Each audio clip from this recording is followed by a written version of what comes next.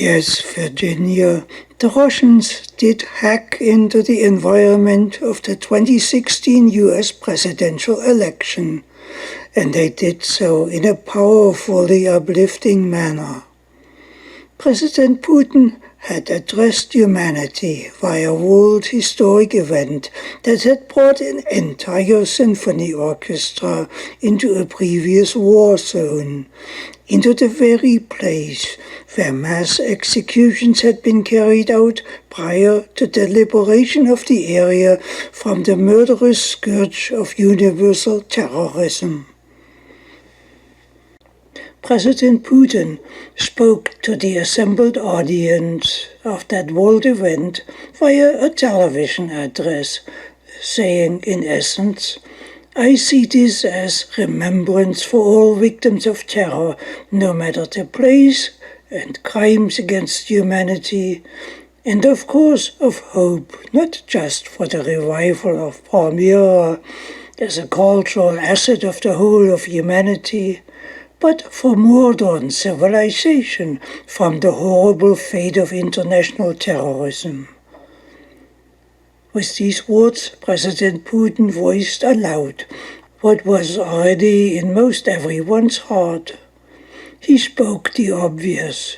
He said, in essence, that humanity is living out a fairy tale dream in believing that terrorism cannot be purged from the landscape of human experience. The symphony concert became acknowledged in many parts of the world as a milestone towards the wider liberation of humanity as a whole from state-sponsored terror, from the perpetual war policies, perpetual regime change ideology, perpetual domination practice, and submission to perpetual aggression, perpetual hate, perpetual inhumanity. This milestone event and what it signified did indeed change the world. Russia had injected a spark of cultural optimism into a dark world. It had hacked into the myth that darkness is power.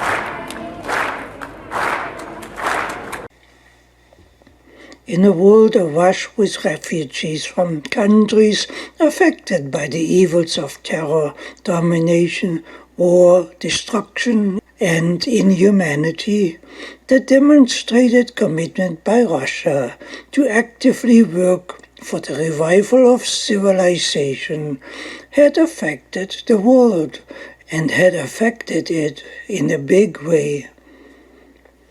Russia's commitment to the beauty and dignity of human civilization had elevated the entire world in many respects.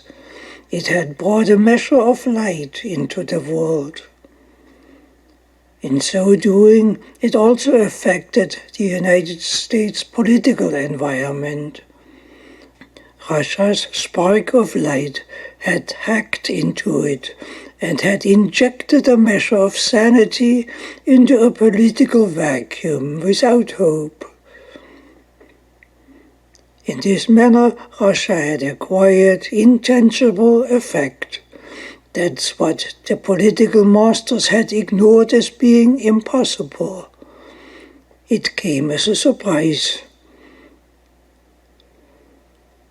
Everyone was surprised by the outcome of the US presidential election. The masters were surprised because they believed they had stomped out the light of sanity and civilization in the world. Suddenly there it was again. Naturally, it had affected quite a few people. Russia had brought a sense of cultural optimism back into the political scene that seemed almost dead in the West, in the long dark night that had covered so much of the world with war, terror, poverty, and more war. Yes, Russia played a frontline part in the transformation of the political landscape of the world. It played a part by hacking into the landscape of despair, injecting into it its new paradigm that yes, it is possible for humanity to have a future that inspires joy.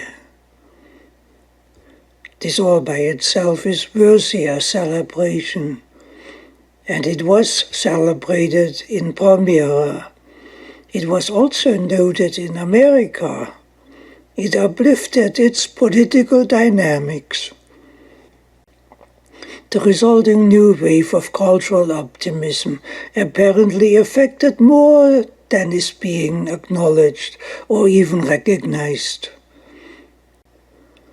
It appears to have inspired some people, and probably quite a few in America, to recognize that there exists an alternative to having to bow to the deep state apparatus that has imprisoned much of the world with deep corruption, deep hatred, deep lust for war and destruction, and a deep fear of human development, cultural development, economic development, and universal sovereignty. The deep state that one hears being referred to increasingly is not a government, nor any government, but is a hidden force of oligarchic powers. Some call it empire, some call it the invisible hand, some call it the one that has no face, that operates deeply hidden and controls the governments of nations with war and money, and directs the thinking of society with its private ownership of the media. It furnishes society's opinions, whom to love, whom to hate, and what to accept as the truth. And it furnishes your wars.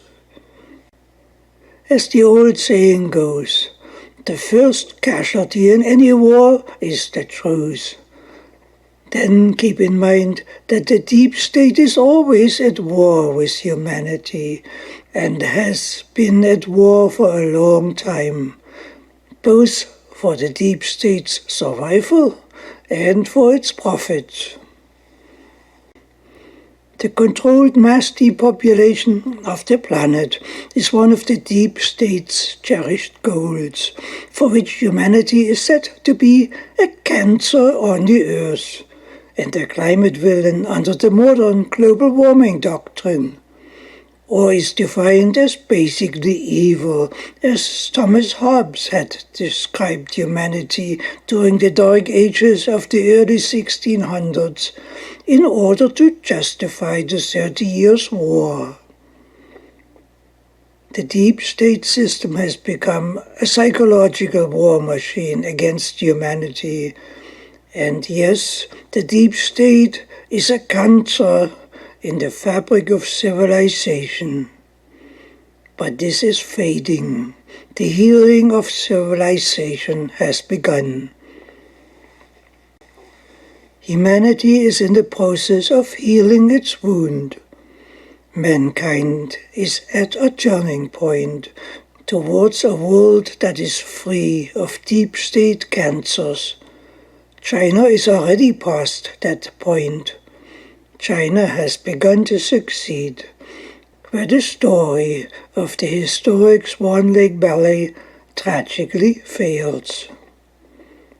In the Swan Lake Ballet story, the union of humanity and civilization in a bond of universal love is not achieved.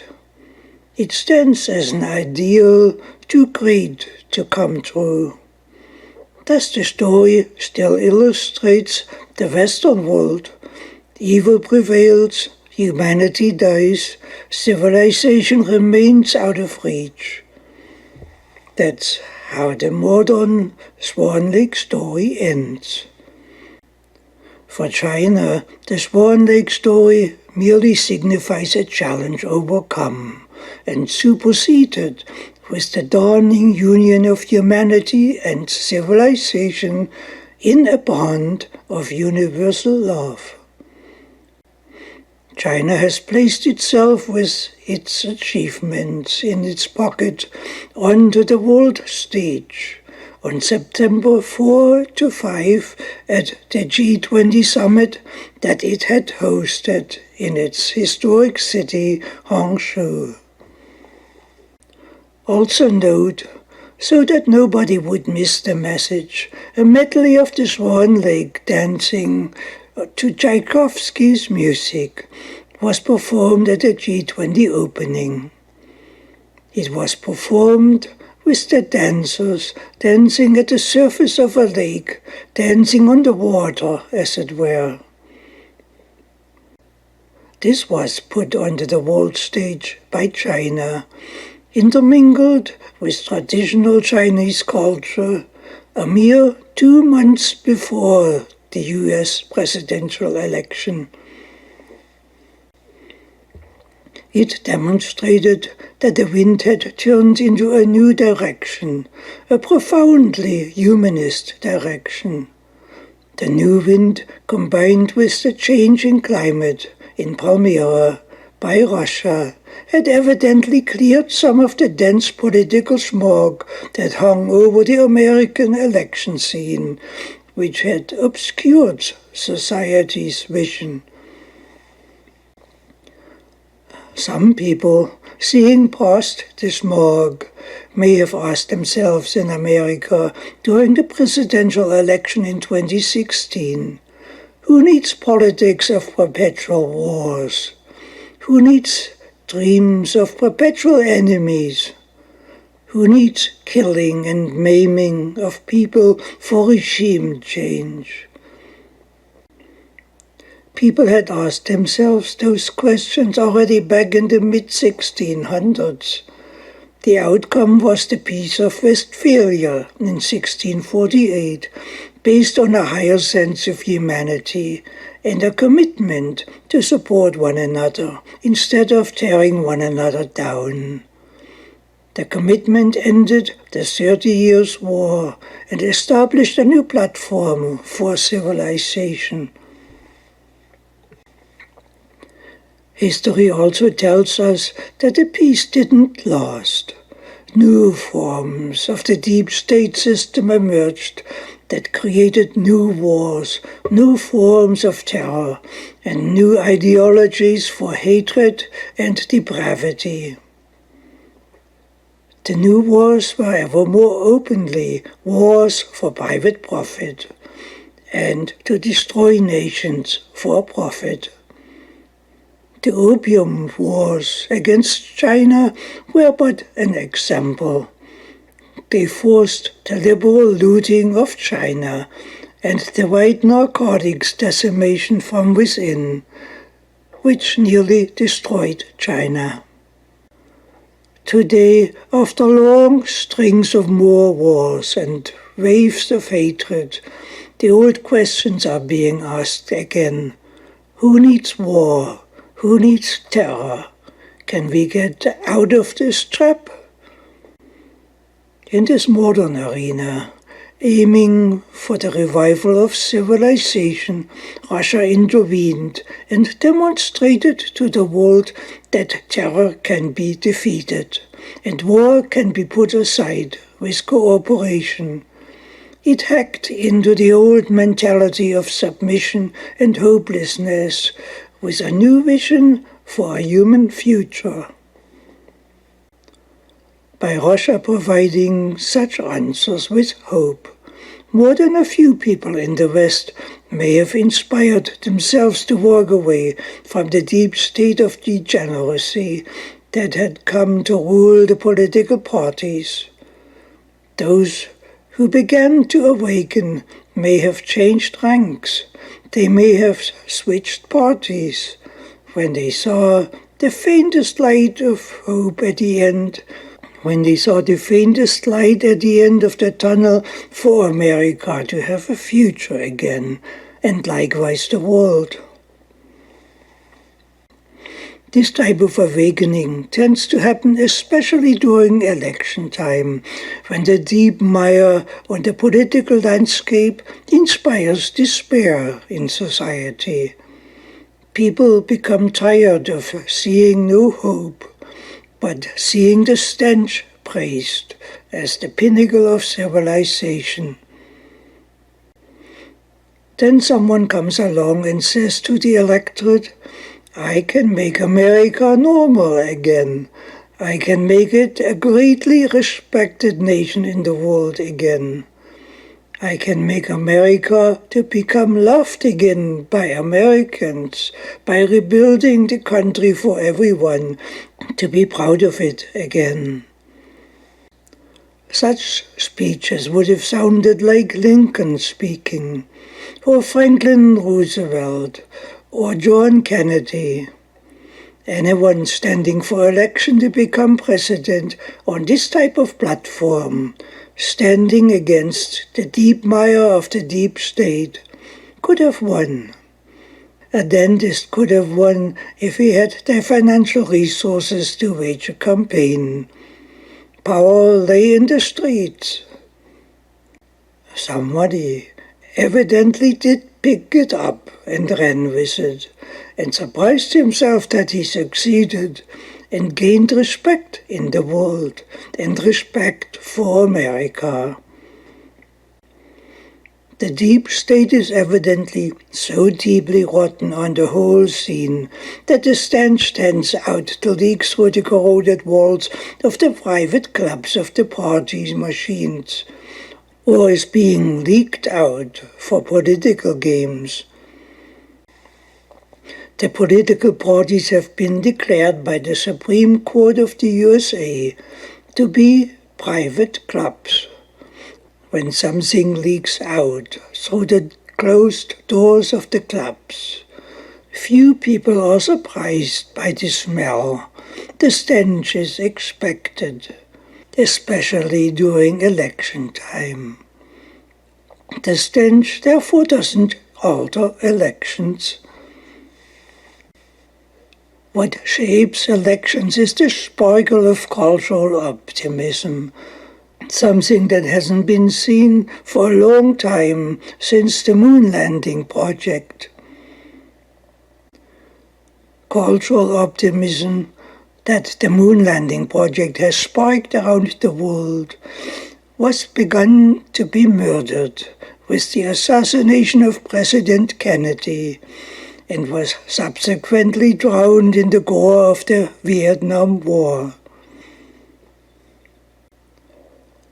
President Putin evidently hacked into the conscience of America by illustrating that there is an alternative to being drowned to death in the deep state, like America has evidently been, that has been so impoverished from within that it can no longer access the International Space Station that it had helped to build. America's poverty has become so deep that it now must, in consequence, break its own law, which prohibits cooperating with Russia, begging Russia to carry its astronauts to the space station that it can no longer do itself. The deep-reaching dismantling of NASA and its historic achievements had been a weighty campaign issue in the 2016 US election. NASA was once synonymous with national pride in technological achievements and with a vision for a bright future. Some of this has been so deeply buried that society is being induced to believe it never was real. Russia now carries the leading torch on this vital front. Russia carries the leading torch in the world because the deep state had effectively buried America's space capability as an evil demon which it had pioneered, which the deep state says is too expensive in money and not worth the effort. Russia's future-oriented paradigms had evidently hacked into America's depressed state of thinking, suggesting that the potential still exists for America to snap out of its slumber and become a great nation again. Actually, it isn't a hard challenge for America to become great again.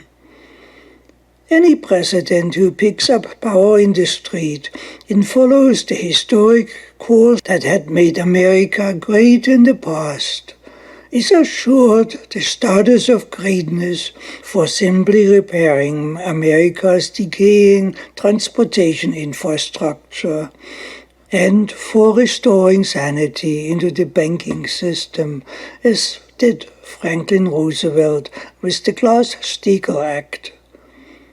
It doesn't take a genius for a president to be great when the course is already laid out in history. But it takes courage and wisdom to carry that torch. Whether or not what is required will be achieved remains yet to be seen. It appears that President Trump is aware of the economic development achievements wrought by China. He might even be aware that China's achievement could serve as a model for America for the fulfillment of its hopes. However, it appears that President Trump is unaware of the greatly advanced cultural background in China that had made the economic achievements possible, which Tchaikovsky's Swan Lake ballet does illustrate. Very few people are aware of this connection, and fewer still are aware that the Swan Lake composition by Tchaikovsky in 1875 and 76 shares a common cultural background with the political founding of Canada as a dominion of the British Empire in 1867. While the past is history, the cultural growing up that the past has set into motion evidently still continues. It continues with new questions and remains a force that shapes the future. What is Canada? What is a nation? Is it a land? Is it a dominion? Is it a property? Is it a heritage of history? Is it a people? Is it a cultural identity? Is it a home? Is it a bastion of freedom? So the questions need to be asked. What is freedom? And it needs to be asked for the sake of the future.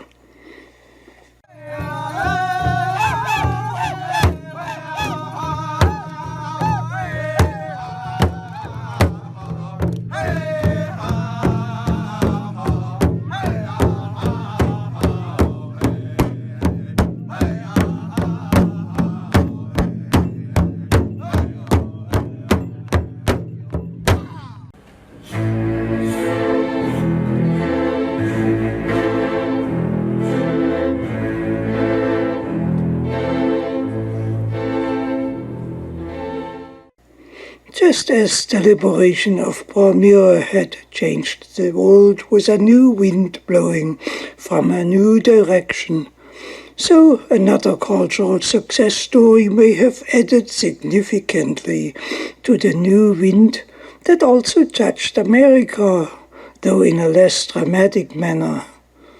In this case, the new wind blew in from China.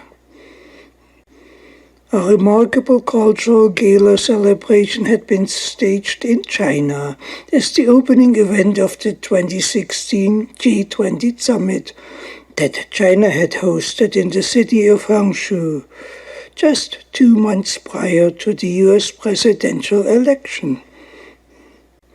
The cultural celebration had been staged on the surface of the city's West Lake. The entire stage for the performances had been submerged a few inches below the surface of the lake, so that the actors and dancers were literally dancing on water. A part of that gala performance was a medley from the Swan Lake ballet by Peter Tchaikovsky. While the staging was spectacular, it appears that it wasn't the only significant factor worth noting. 2 factors stand out. One factor is that the ballet performance was staged in conjunction with the G20 symbol in the background for it, which reflects in principle aspects of plasma flow dynamics. It is interesting to note that the ballet was chosen to highlight that symbol. It appears that the selection of the Swan Lake Ballet itself to be performed at a world-significant political event was also extremely remarkable. It was remarkable because the Swan Lake story itself is a classical tragedy. The classical tragedy is an art form that highlights deeply rooted failures in the axioms of society that lead to tragedy.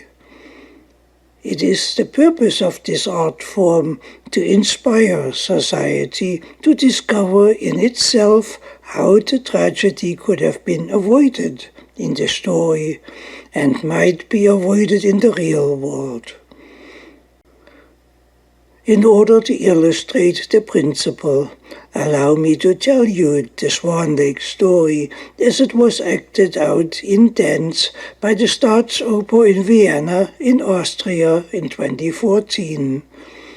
The performance ends with an amazingly powerful ending.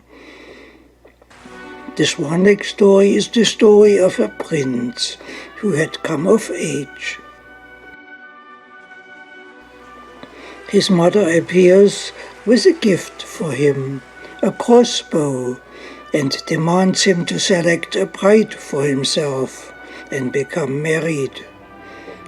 She presents an assembly of worthy contenders. The prince finds himself overwhelmed by the demand for such a choice. To evade it, he escapes into the woods with his crossbow. Alone in the woods, he arrives at an enchanted lake with swans in the water. He notes that the most beautiful of the swans wears a crown on its head.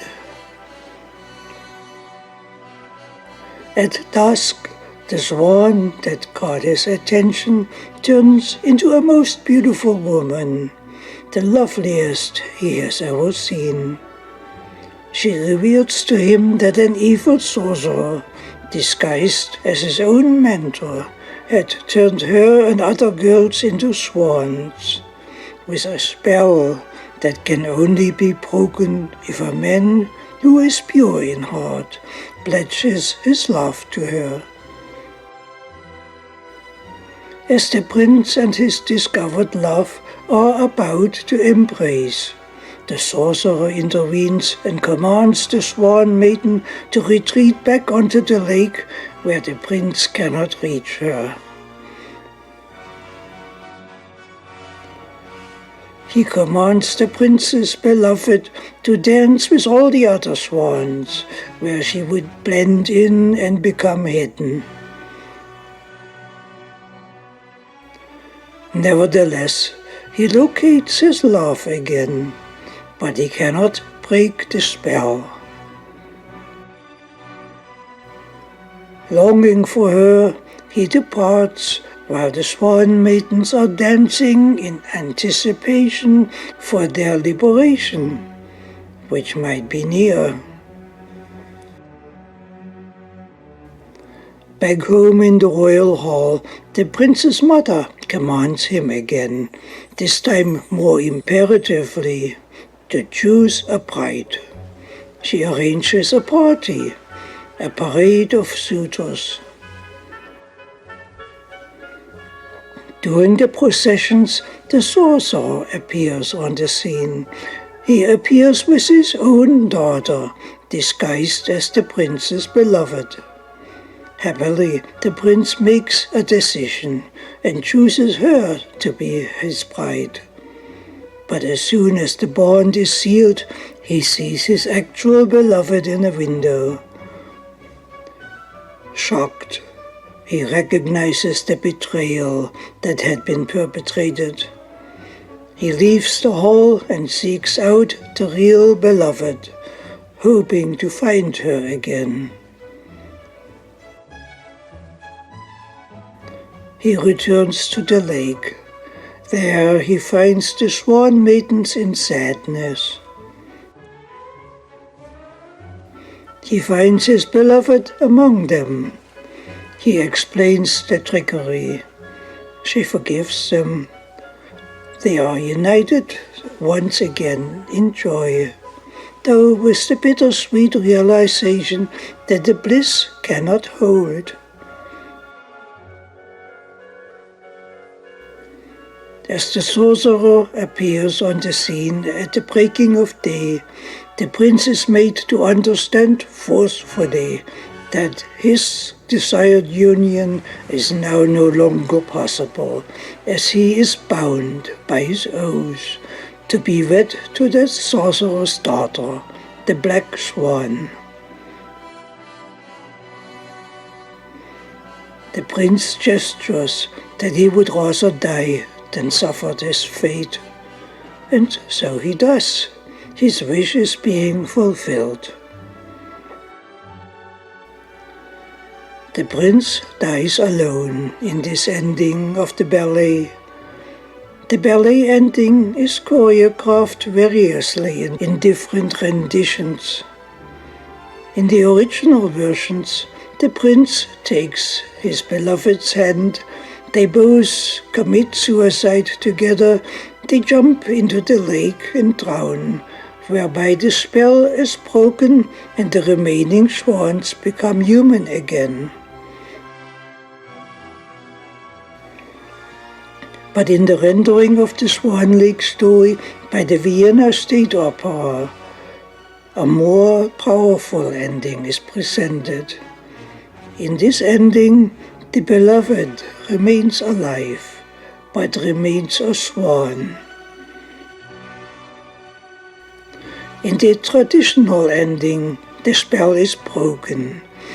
The freed girls drive the sorceress and his daughter into the water, where they too drown. But in the 2014 Vienna rendering, the sorcerer continues to exist and remains in power. Only the prince dies. He dies alone. In traditional endings, the freed girls watch the spirit of the prince and his beloved ascend into heaven, where they remain united. But in the performance by the Vienna State Opera, nothing is resolved. This modern ending increases the tragedy. Evil remains standing. The spell remains unbroken. The hero of the story is dead. This is how all the fairy tale fantasies do actually end in the real world, when the fairy tale fantasies are not broken. The tragedy in the Swan Lake story began when the prince's mother demanded a marriage contract. The prince could not comply with the demand. He escaped into a fairy tale world where he became trapped. Remaining trapped, his fate ends in tragedy. That's the typical outcome when fairy tales rule in the real world. Historically, the origin of the Swan Lake story is open to speculation. It is said, however, that Tchaikovsky had been interested in the tragic obsession of King Ludwig II of Bavaria, who had spent enormous resources on constructing fairy tale castles in the real world, who also had an obsession with mythical swans, as the naming of one of his castles signifies, named the New Swanstone Castle. Ludwig II was not a man gone mentally insane, as some people say. He was merely a typical eccentric fool who had become trapped into fairy tale fantasies. He was an intellectual dreamer, who by his dreaming no longer lived in the real world, but who had the power to fulfill his dreams. King Ludwig II was eventually deposed from his throne for his extravagant waste of economic resources. He was deposed by a government commission. He was subsequently held captive in an estate by a lake. He died on the third day of his captivity. He was found dead afloat on the lake. The cause was never discovered. He died as mysteriously as the heroes do in fairy tales. The significance of presenting the tragic Swan Lake story at a high-profile political event may be for it to signify that the fairy tale tragedy should be seen as a warning to humanity to snap out of its own extremely dangerous and potentially tragic fairy tale dreaming. Humanity lives on a fairy tale world of many respects, trapped into mythological dreams that have nothing to do with the real world, but shape its destiny. Wars, depopulation, destruction, even the nuclear war terror games, are all dances of fantasies in fairy tale lands, where never anything gets resolved, but which lead to tragedy for those who remain trapped in them. Nuclear war is a fairy tale dream that is unsurvivable in the real world. Its promise is that it resolves nothing, but leads to the total destruction of humanity. The staging of the Swan Lake fairy tale at a high-level political event suggests that it is intended as a message to humanity that real living, real progress, real prosperity unfolds only in the real world, outside of mythological dreaming. In the real world, humanity is not an enemy against itself. The enemy mythology is a dream imposed on it by trickery. Nothing less than cooperative development creates a future for humanity in the real world and can secure that future. In fact, universal cooperative development is necessary in order for humanity to have a future at all, in the face of the Ice Age phase shift now looming on the horizon for the 2050s time frame. The coming Ice Age is not a myth. I have produced numerous videos that present the evidence. The evidence that the looming Ice Age is real is overwhelming. To respond to the evidence that unfolds all around us and the principles involved is an act of living in the real world. It appears that China is saying to the world with its design for the G20 logo that China is aware that the sun is a sphere of plasma, powered by streams of plasma flowing around it. China appears to be aware that by the ever-changing density of the interstellar plasma streams that are flowing through the solar system, the sun is inherently a variable star and thereby a high probability cause for the ice ages.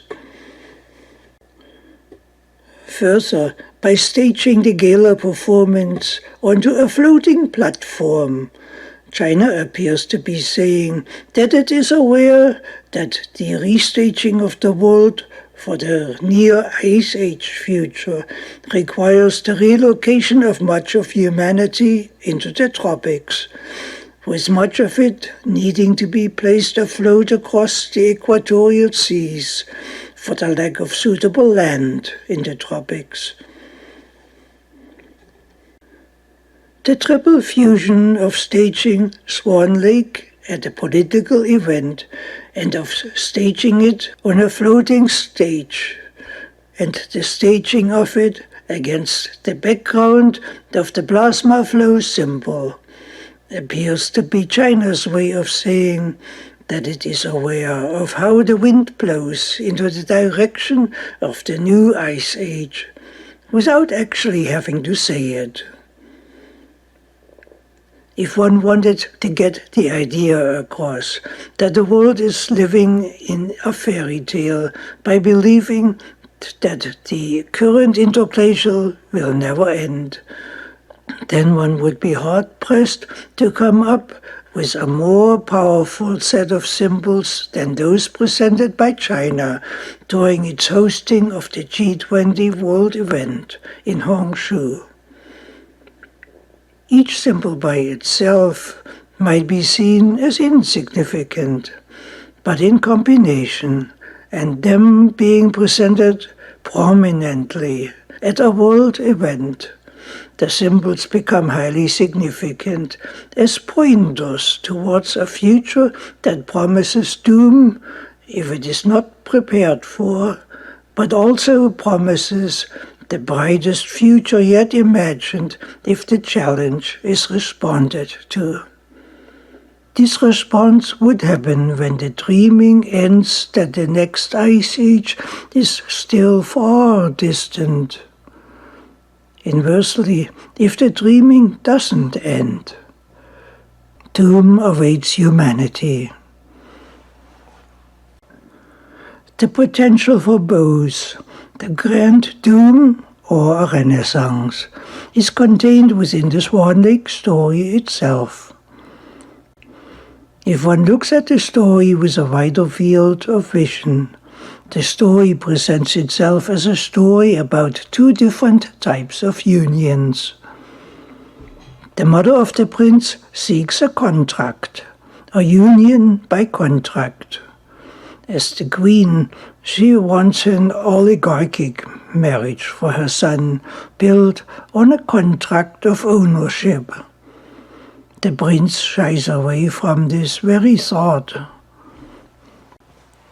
He had discovered that his heart's desire is for a union with civilization, with a bond furnished by love.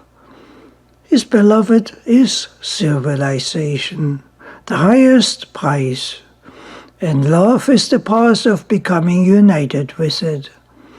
The prince represents humanity.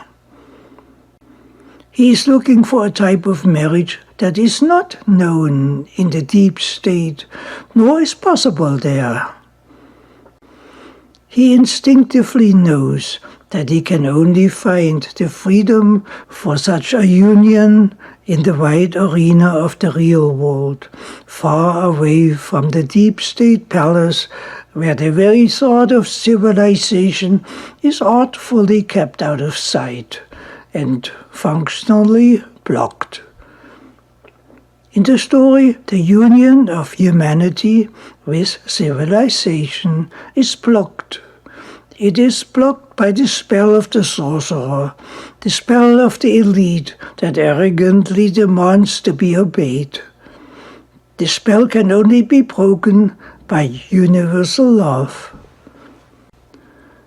With his desired union with civilization now out of reach to him for the lack of enough love, which is out of reach to any privatizer, he returns to the palace where he faces his mother's old song again. Contract, contract, contract, contract. His mother sings the privatization song. She demands a privatized, contracted union, not civilization. In the deep state, private contracts rule, written or unwritten. Civilization is not a concern. Profit and power are the concerns. At the palace, humanity succumbs to the endless demands for a contract. He is overcome by lies. The sorcerer presents his own daughter to him, the black swan, disguised as his beloved. He embraces her, dances with her. He suffers the fate of humanity, accepting evil as civilization. He agrees to a union and seals the contract offered. Tragically, he notes too late that the contract is a trap. He flees the palace, rushes back into the forest to his real love, to civilization. When this happens in the real world, a renaissance results. In the Swan Lake story, humanity, however, finds her beloved civilization even more out of reach now than before. The prince, representing humanity, lays defeated by the weight of a contract that he assumes he cannot break, but neither can live with. His fate is the fate of humanity that finds itself bound by contract to evil. The evil is private monetarism, looting power, domination, war, terror, corruption, depopulation. The sorcerer is all that. He is the deep state. He owns the world with his spell, bound by contracts. In this context, humanity lives without hope. It dies the death that flows from an empty dream. Evil remains. Civilization remains blocked. For this reason, the Ice Age challenge will never be addressed by any deep state nation, because the challenge cannot be met with private money. The Ice Age challenge can only be met with universal love for civilization. The implied message in the story is that a solution is possible when society discerns the error that leads to tragedy and corrects it. That's the purpose of the classical tragedy. With it, the writer begs humanity to awake to its potential and become more human. China appears to say to the world that this is exactly what it has done, because What it has achieved would not have been possible otherwise. The writer of a classical tragedy invites society to rewrite the story of a tragedy in the real world in a manner that it ends correctly. China had ushered the sorcerer off the stage at its first appearance. Everything thereafter would be different. The love and humanity of civilization would be bound by universal love and remain so. It appears that all that is good becomes possible when humanity embraces civilization. The purpose of this ballet is thereby fulfilled. China has pioneered the solution. Its prosperity and security are rooted in this solution. Should President Trump follow this model, the security and prosperity of the United States would be accomplished in the same manner. Till then, nothing is secure, and the American nation perishes. The same applies also to humanity. When humanity embraces civilization in universal love, and with the imposer and denier ushered off the stage, the Ice Age challenge will be placed high on the agenda and be met with certainty. Then and only then will the future of humanity be assured. In this arena, China is presently leading the world and stands alone. The infrastructures that secure the future of civilization on an Ice Age planet cannot be built with money bags. Money builds nothing. Love for civilization creates the power to build.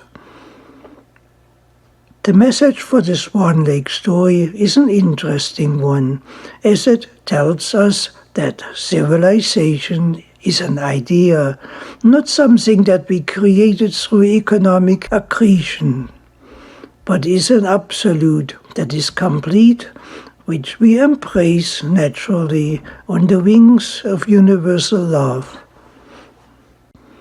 The needed 6,000 new cities for the relocation of humanity into the tropics cannot be built on any other platform, but they can be built with love and be provided for free.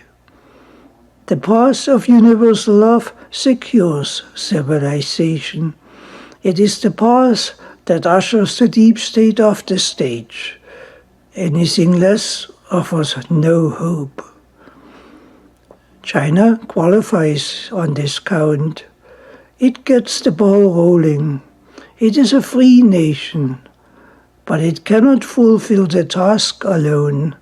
Universal love must become a full-orbed reality with a shared commitment by all, or else all is lost.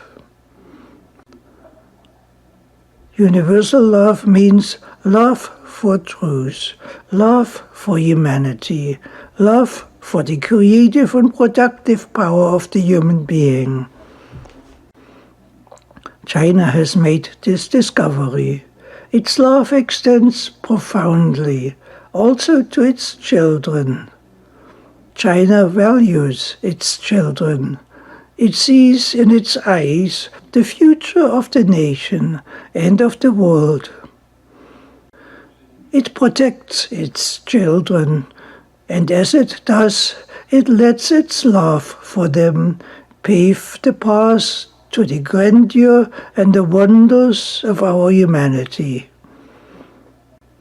In this love, China finds itself rich, as should we all.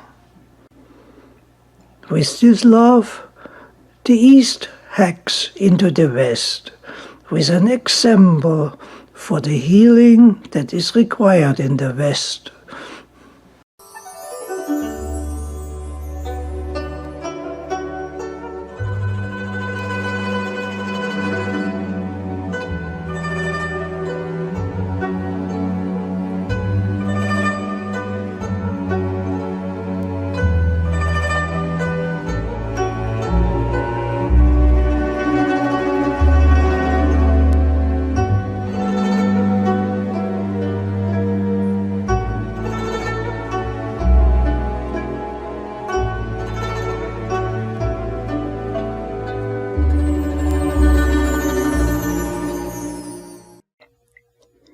7 months after the US election, 9 months after the G20 hosting in China, and a full year after the Palmyra Historic Liberation Concert, another great cultural event was staged in Beijing, China, as the closing gala for the Belt and Road Forum, a political and economic forum for expanding the win-win platform for economic cooperation across Eurasia, Africa, and beyond that, the world.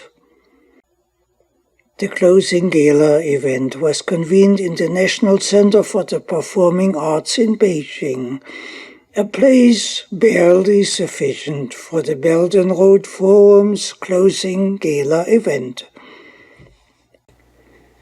Invited as an honored guest for the Belt and Road Forum, President Putin attended the gala performance alongside of President Xi Jinping, the President of China. This time a large theater was required to enable the heads of state and numerous high-level delegates who had participated in the Belt and Road Forum to attend the closing cultural event. The event opened with a tapestry of Chinese traditional culture. The tapestry of this culture is as wide as China itself. It speaks of a colorful past that China is known for throughout much of the world. The performance also highlighted China's blending with the colors of modern art and the culture of modern times. Among the modern works, a modern ballet performance was staged of a dance from Peter Tchaikovsky's Nutcracker ballet. The Dance of the Flowers in the Land of the Sugar Plum Fairy was performed. The Nutcracker ballet presents a significant story, especially for modern time. So let me tell you about it. Let me tell you the Nutcracker story as I saw it performed by the Mariinsky Theatre Company of St. Petersburg. The performance was conducted, of course, by its internationally known musical director Valery Gergiev, the same conductor who conducted also the Palmyra concert. Valery Gergiev had conducted the Mariinsky Theatre Symphony Orchestra among the ruins of Palmyra to celebrate the liberation of Palmyra from terrorist forces and in memorial of the fallen victims. The Nutcracker story is situated in the icy landscape of winter at Christmas time. The house is decorated with Christmas ornaments. The children, a boy, Fritz, and a girl, Clara, anxiously await friends and family to arrive. Among the arrivals is a mysterious guest, the girl's godfather, Drosselmeyer, a toy maker and also a magician. Clara received a gift from Drosselmeyer. The gift is a Nutcracker doll. Clara adores the doll. She dances with it.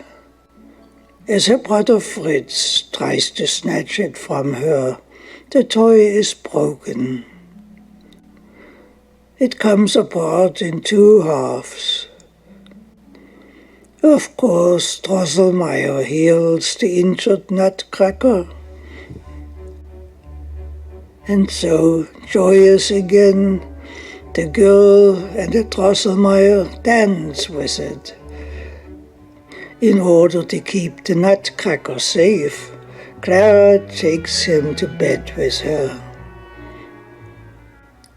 Clara dreams that at the stroke of midnight, the house and the tree is getting larger, or she's getting smaller. Coming out of nowhere, large mice invade the house. The mice are led by the fierce Mouse King. Toy soldiers arrive to battle the mice. The toy soldiers are led by the Nutcracker, who is now alive. Clara makes a desperate move to save the soldiers and her Nutcracker from defeat. She throws her slipper at the Mouse King. She hits him directly in the head. The Nutcracker is thereby able to overcome the stunned Mouse King and claims victory. Clara falls in love even more with the Nutcracker. By the magic of Drosselmeyer, the Nutcracker is transformed into a handsome prince. Happy together, they begin a magical journey. Their magical journey takes them through a snow forest, where they are treated to the dance of the snowflakes. On their way, they come into the land of the Sugar Plum Fairy. There they are treated like royalty and entertained with lively dancing. And exotic dancing it is that they are treated to. They are entertained with Chinese dancing. And they are entertained with dances from foreign lands. They are even entertained with dances by children. The festivities become ever more grand as the celebration continues. They become treated to the lavish dance of the flowers. And so the dancing is unfolding in very grand style and is getting grander. The festivity becomes more magical by the minute. It becomes magical beyond imagination, as if there is no limit possible. Clara may even see herself and her prince in the dancing. She sees herself as a part of it to the fullest extent. She sees herself happy beyond dreams. But the dream does end for Clara, as even the grandest of the dreams should end. And this is important for us too. The important thing is what we make of the dreams that we all have of a grander world.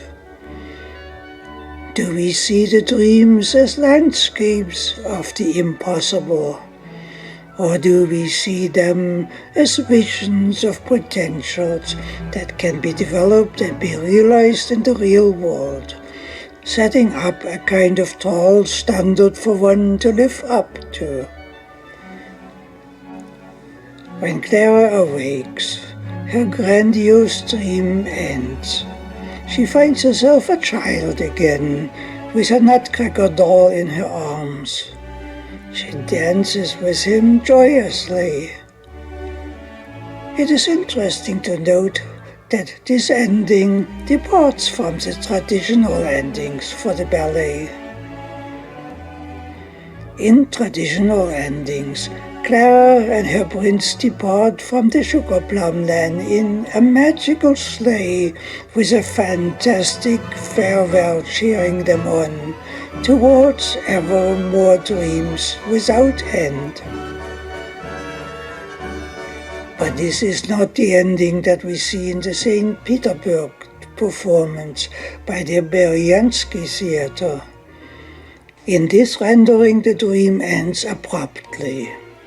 Clara knows that it was but a dream, But you may see the end of the dream not as a sad return to the real world. She finds herself enriched. She may see the dream as a vision for a potential that exists in the real world, for her to create and visit to create a bright future. She dances with this vision of something profound. No sadness mars her face. The portion of the ballet that was chosen to be performed at the Belt and Road Gala event in China was the Dance of the Flowers. It was danced in a Chinese setting with a unique Chinese style. The political message for presenting the dance seems to be that dreams can come true when one takes the dream past the fairy tale landscape and consciously takes the dream's images of what can come true into the real world by transforming the world into a place beyond dreams. In a sense, the Belt and Road Gala was a medley of theoretical wonders. The dazzling performances were not unlike that of the exotic dancing in the ballet in the land of the Sugar Plum Fairy. Right at the beginning, the gala opened with a festive display of historic Chinese culture. The performances also included song, performed in grand classical style. The human voice has always been the messenger from the heart, which the musical instruments merely support. The human voice had been given a prominent place at the Belt and Road Cultural Gala event. The gala presented also a rare treat of historic Chinese musical instruments being performed. These instrumental performances were not unlike in their exotic character to the exotic dancing in the Nutcracker ballet. Instruments were performed that are rarely seen or even known to exist. And there were drums played, exotic drums, and exotic percussion instruments, all staged on a boat, of course, as the Belt and Road concept includes a maritime component. With the drums being played, the sea is on fire with the sunset. The sea also becomes dark as the night rolls in, and the night does roll in. A unique part of the gala is the dance that one might call the dance of the long night of the ice planet Earth. Is it a dance of despair, or of hope, or determination? The Ice Age transition is in progress. The fringe effects are becoming felt ever more towards the big phase shift that promises a radically different world. Will we acknowledge the astrophysical principles and evidence that speak of the near Ice Age, or will we blind ourselves to them? Will we face the future, when the phase shift to the return to the Ice Age glaciation happens? Much of the planet becomes covered in ice. Will we lay ourselves down to die? Or will we look the future into the face and live? We have the power to choose to live. But will we use it? Will we run away from it? Or will we look into the face of it and prepare ourselves for what we cannot avoid? Will we dance with the power we have to transform our world? These are questions the performance might inspire, for which answers need to be found. The performance does not tell the attendees how to think. The interpretation thus raises its own question.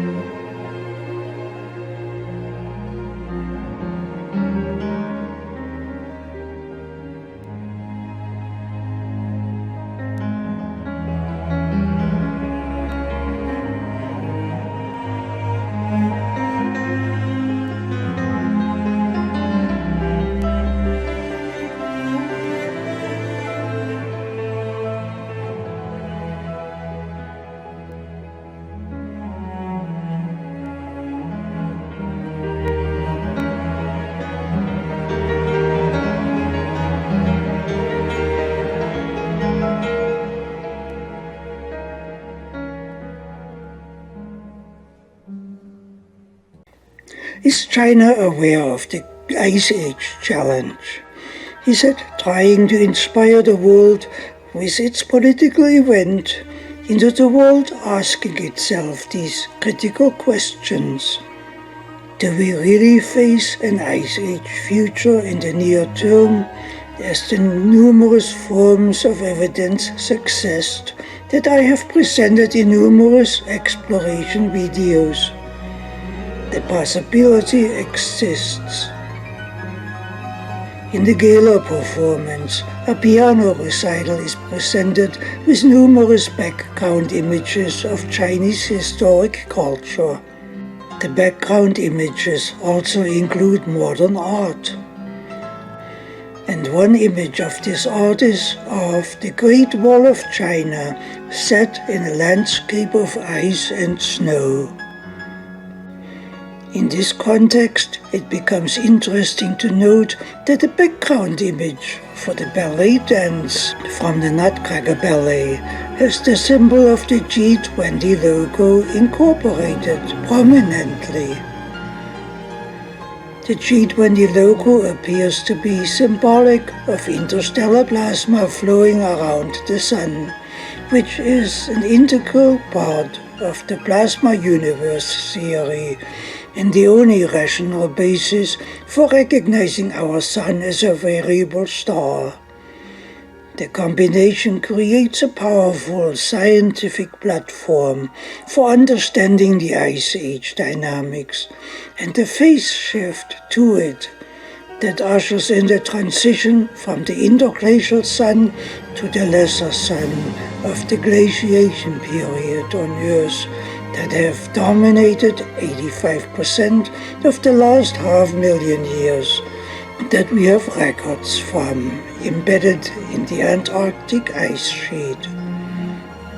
It might be that the placing of the logo image into the background for the Nutcracker dance is intended to link the Nutcracker tale with the Ice Age challenge, and as a warning not to be trapped into fairy tales, that the Ice Age is far distant, inconsequential, and of no real concern in the present time.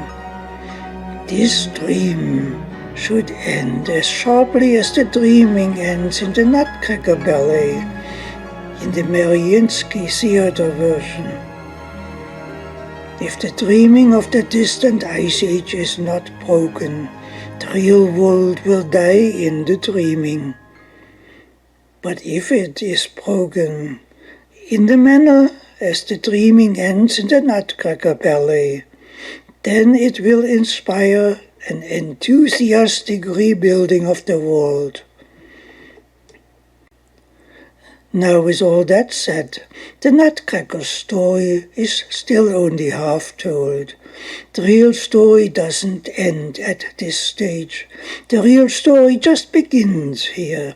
It begins with the name Clara for the main character. The name is significant.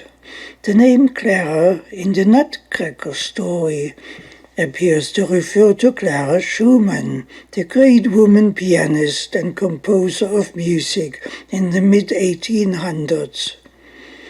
The symbolic meaning would render the Nutcracker in the story to represent the renowned composer of her time, Johannes Brahms. Clara and Brahms were deeply in love with each other. Their affair became legendary. They remained in love for more than 40 years, but were never joined in marriage. Their bond was of a type higher than a contract would place it. Clara spoke of Brahms in her diary, saying that Brahms seemed as if sent straight from God. And Brahms is said to have confided in a letter to her, "I can do nothing but think of you. What have you done to me? Can't you remove the spell you have cast over me?" Their legendary bond remained full and rich throughout their days. Their love was a union beyond contract, so much so that it is speculated that Brahms' 4 symphonies were all written as monuments to Clara's character and his love for her. History tells us that the two spent much time together, holidays in the sun. It is speculation, of course, that Peter Tchaikovsky composed the Nutcracker ballet in their honor near the end of his life. Tchaikovsky may have envied their freedom to love. He may have modeled the great enthusiastic dances in the ballet as a fantasy of the wonders Clara and Brahms may have experienced together during their long and forever free loving of over 40 years. Tchaikovsky's ballets, Swan Lake and the Nutcracker, were written 17 years apart. The Swan Lake ballet defines the challenge that Tchaikovsky faced in his own life as someone trapped into a social machine that offered little hope for him, but which the universal principles of humanity demanded to be resolved. The Nutcracker ballet, in contrast, defines the solution to the challenge. It defines the challenge overcome with exaltation unfolding into joy. My epic series of novels, The Logic for the Rose, reflects in principle the development path from the Swan Lake challenge to the Nutcracker exaltation into joy, all molded into a single story at the grassroots social level. The story spans across 12 books.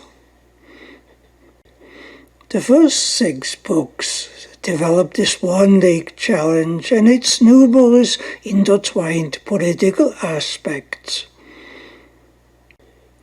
The following 6 books explore the Nutcracker dynamics, unfolding in ever wider circles of freedom and experiences of the principle of universal love and their superlatives. The two novels of mine that are not a part of the epic story serve as a lead-in and follow-up to it.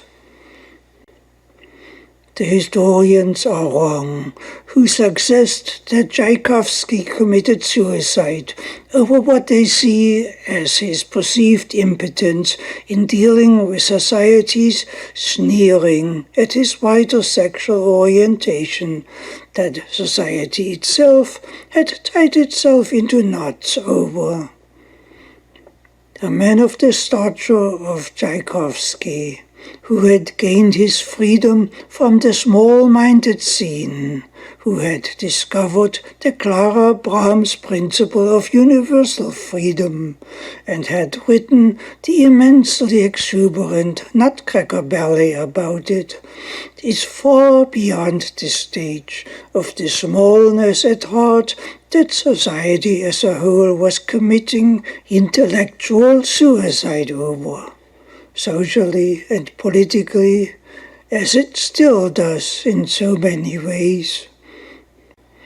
Instead of committing suicide over small-minded concerns, Tchaikovsky had immortalized himself with his profound ballet that celebrates the grandeur of a future without limits.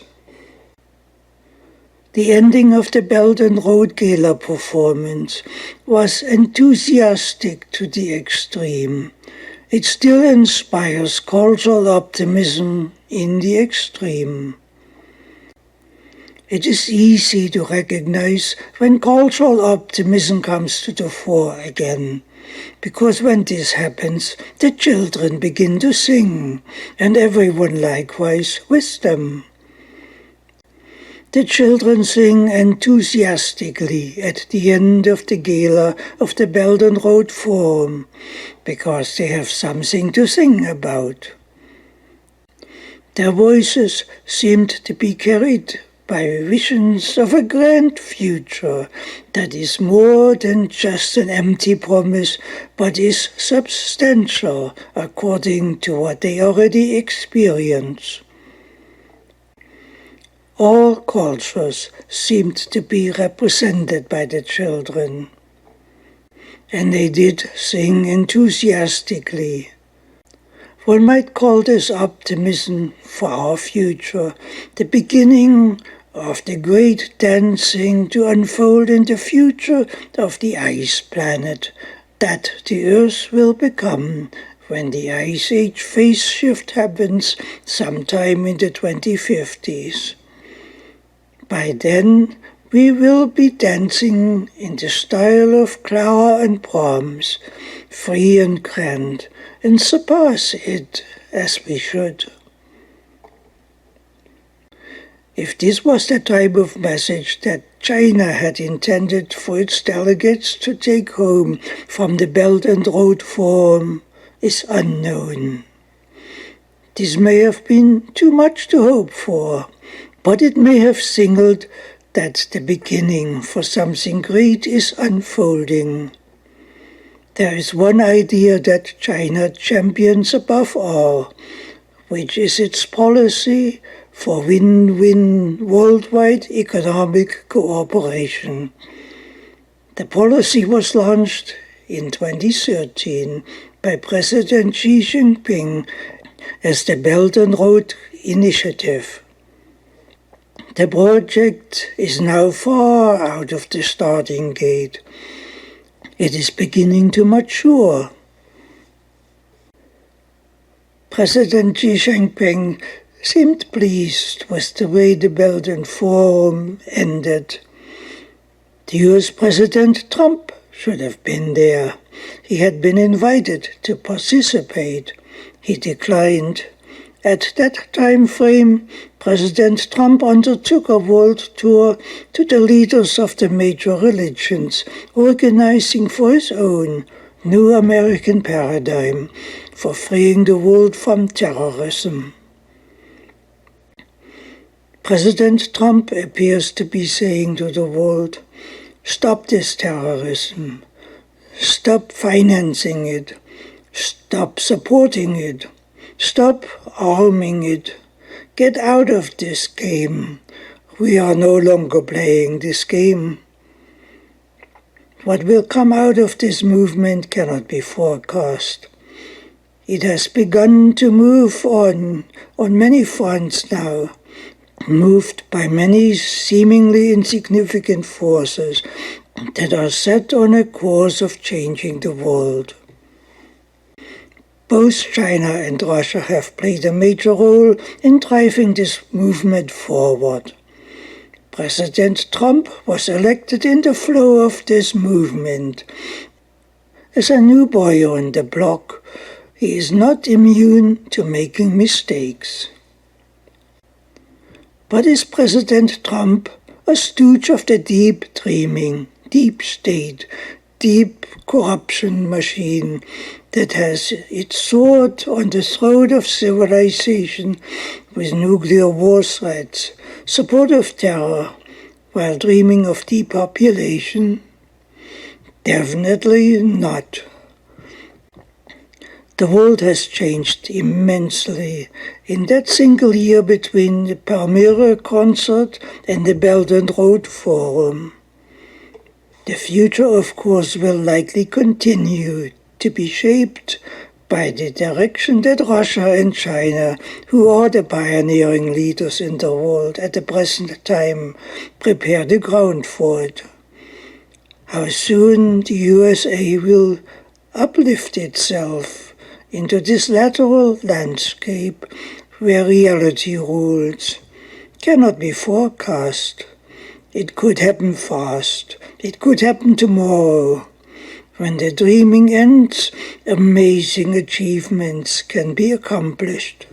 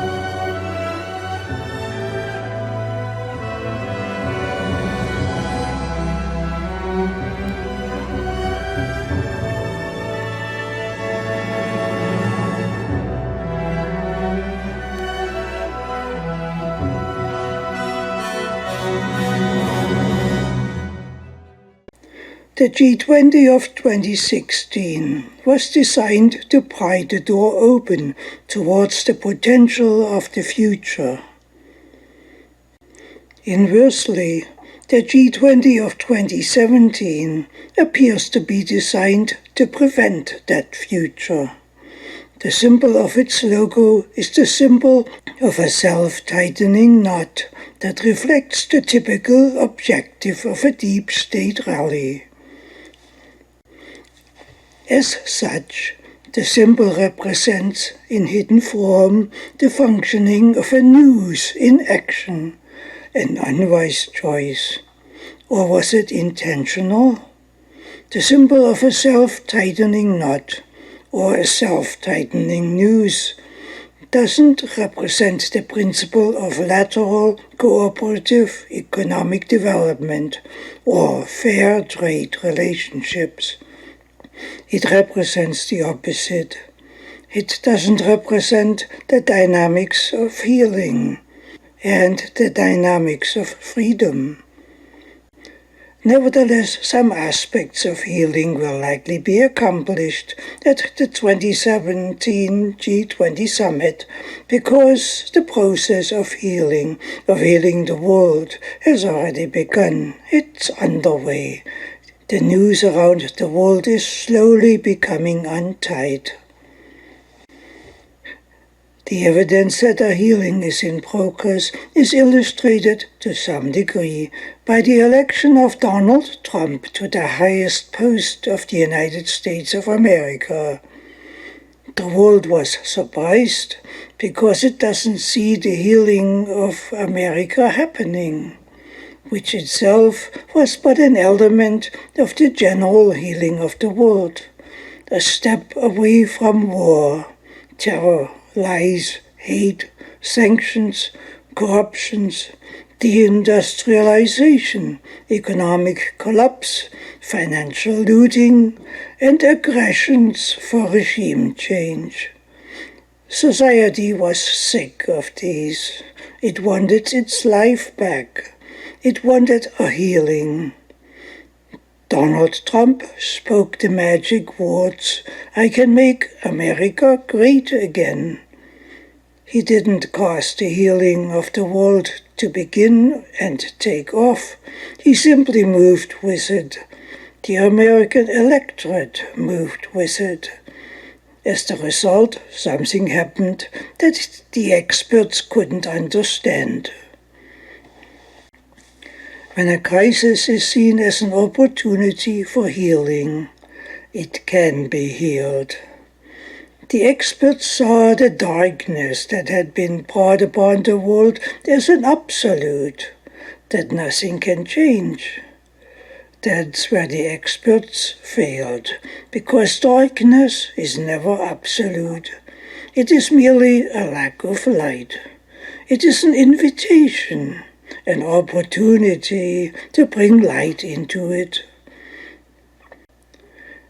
The healing movement gained a boost in Palmyra, where President Putin of Russia had responded to the terrorist crisis by treating it as merely a challenge that can be met, and with it an opportunity to contribute an element to the healing of the world. He said so in essence when he addressed the concert audience in Palmyra, honoring the achieved liberation and those who had made it possible. 4 months after Palmyra, China hosted the 2016 G20 summit and started it with a cultural event that propelled the healing of the world forward. Cultural activism inspires cultural optimism that inspires the unfolding opportunities, demonstrating that no challenge is absolute, but is merely an opportunity for healing. The evidence that a healing was happening at this time became reflected 2 months later in the election of Donald Trump to president in the USA. Cultural optimism has this effect. it had pervaded the landscape of the world. This time the wind blew in from China.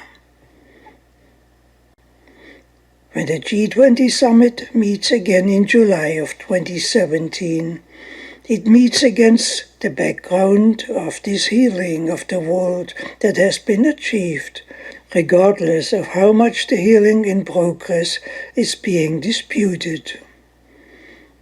The 2017 G20 also meets against the background of the Belt and Road Forum in Beijing that had concluded less than 2 months earlier. The Belt and Road Forum was China's own world summit.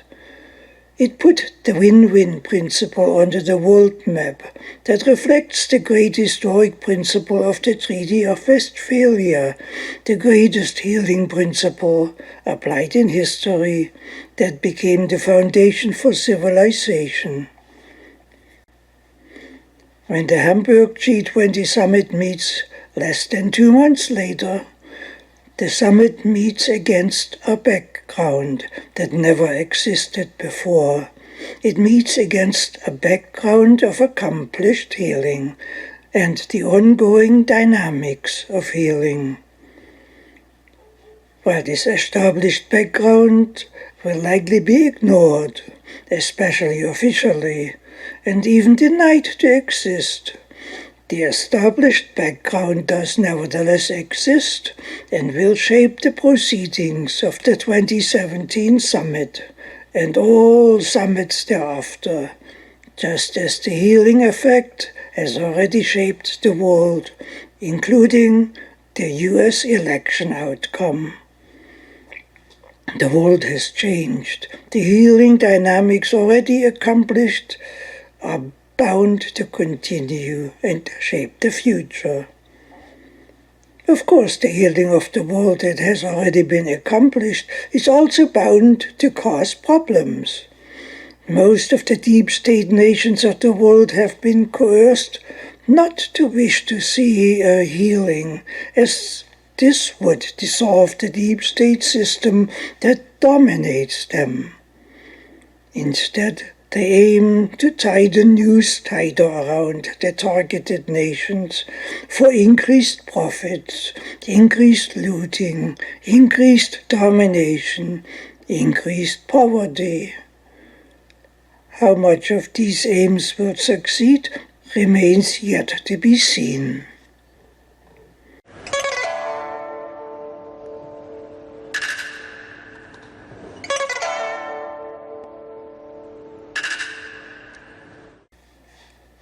One of the stated objectives of the 2017 G20 summit is to draw the nations of South America into the deep state democracy by force, the free trade trap that already dominates much of the world.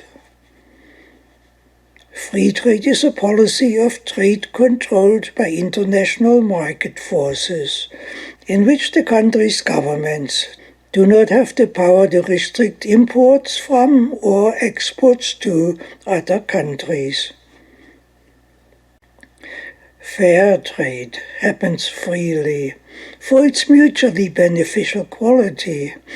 It functions by the principle of fairness. Only for forced trade, intended to be free of fairness, free to loot, binding contracts are required. Binding contracts, in the guise of international law, force the subjection of nations to types of enslavement by the hand of trickery. That's on the table at that G20. It remains to be seen if the deep state objectives continue to be possible, and if so, for how long. The experts will find themselves surprised again, and possibly soon. Free trade was initially invented by Adam Smith as a weapon to break the USA economically, after it had dared to declare its sovereignty on July the 4th in 1776 and had won its freedom on the battlefield. Free trade had been built into the Paris Peace Treaty as a weapon for keeping the renegade USA tied into the colonial trap. The trick had worked well. It had nearly bankrupted the USA before Alexander Hamilton had discovered it and shut it down. Will this healing be remembered? On the same old basis of controlled trade, the 2017 G20 summit is designed to serve to strengthen the cultural poison system by means of strengthening the economic sanctions against Russia to break Russia economically, hoping for a revolution within it to cause a regime change. Russia is hated in the deep state world as the bad boy who is spoiling the deep state terror operations, supporting freedom instead. Russia had enabled Crimea to escape by Crimea's own voting to do so from the fascist circus that the Ukraine had been turned into when it had dared to say no to EU free trade demands, for which the Ukraine's elected government was promptly deposed with a coup. The G20 deep state voices will most likely continue to cry over the loss of Crimea, which had a legal right to step aside. And they will continue to punish Russia with punitive actions for its defeating of some of the deep state tyranny by force. But will the continued war cries inspire laughter? This will be the response in a more healed world. The 2017 G20 will be hosted in Germany's main historic free trade city. The city was centrally located on the main trading route of the Hanseatic League. Hamburg played a dominant role, together with Lübeck, for overland transshipments between the Baltic region and the East Sea region. Hamburg may have been chosen symbolically to host the G20 in Germany for the city's historic central position in the monopolized Hanseatic trading system. It thereby symbolizes dominated trade, which is another name for free trade. Nevertheless, the G20 free trade focus on controlled trade may not succeed much longer against the fair trade focus that is gaining ground in a self-healing world.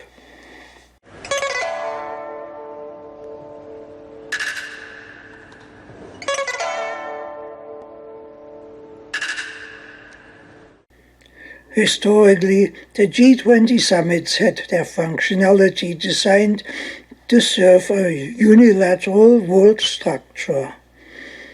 The concept of a unilateral world, however, is a contradiction in principle. In a lateral world, all nations are equal in value and sovereign, standing side by side in a multilateral relationship. The multilateral relationship reflects the principle of universal sovereignty, liberty, worth, dignity, and humanity, fulfilling the common aims of mankind.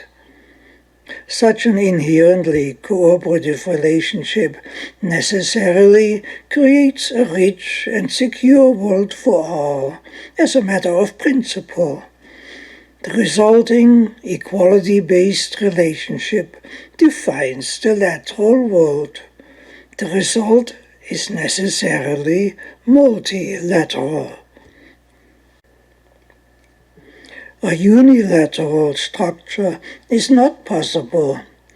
Unilateralism is a contradiction in concept, because a unitary structure is necessarily a vertical structure. A unitary structure is a vertical dictatorship of a single force that the world is subjected to. The term unilateral is a concept deployed for deception. The term defines a dictatorship that is termed democracy. How such a structure functions when it is accepted is vividly illustrated in Tchaikovsky's Swan Lake ballet, in the scene where the prince becomes tricked by the sorcerer to be bound to his daughter, the daughter of evil, the black swan. The evil veiled as civilization, he becomes subjected to this in a bond that he cannot break. That's how unilateralism functions. It snares humanity with trickery into recognizing evil as civilization. It defines a dictatorship enforced by submission, a vertical structure that destroys humanity and keeps civilization out of reach. A lateral structure is inherently multilateral. A symphony performance is a functional example of a lateral structure. The principle of the music is expressed by each instrument contributing its unique color to enrich the whole. The same principle is expressed by the individual voices of a chorus. The whole is governed by the principle of the music. President Xi Jinping is said to regard a national economy to function on the multilateral platform like a chorus that is governed by the principle of the music.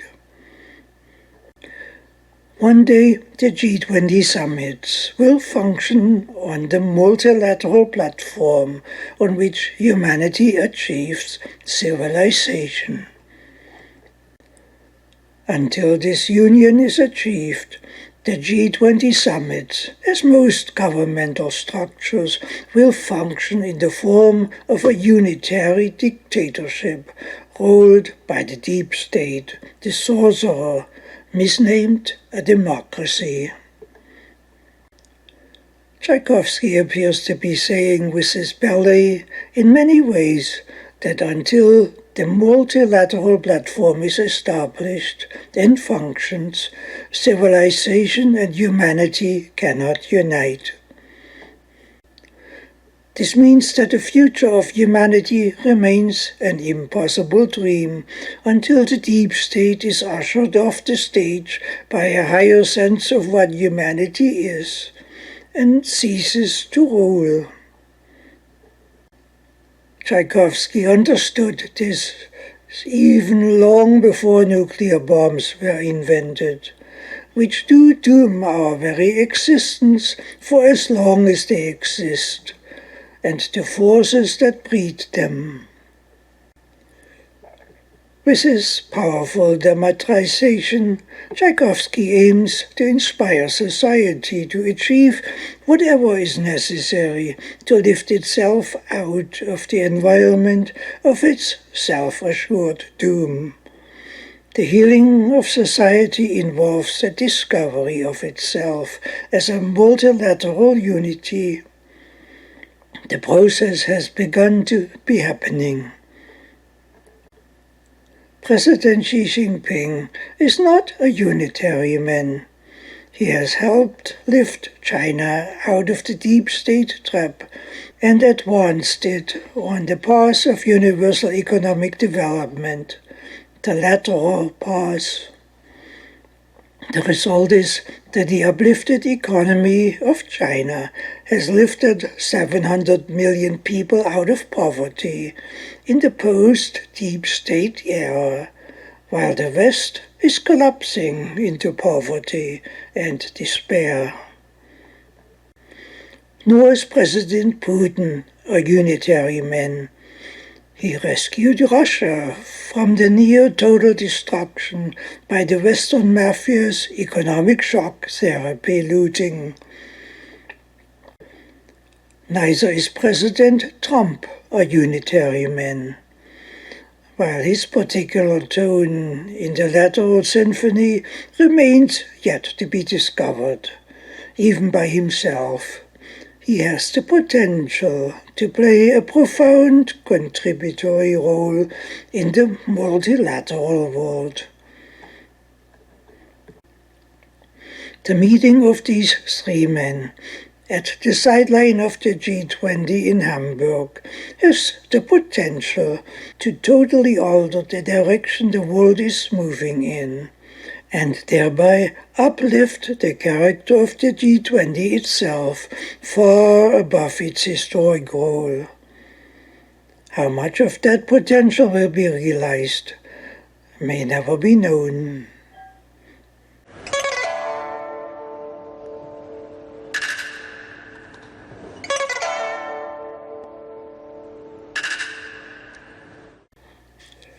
Contrary to general perception, good and evil are not comparable.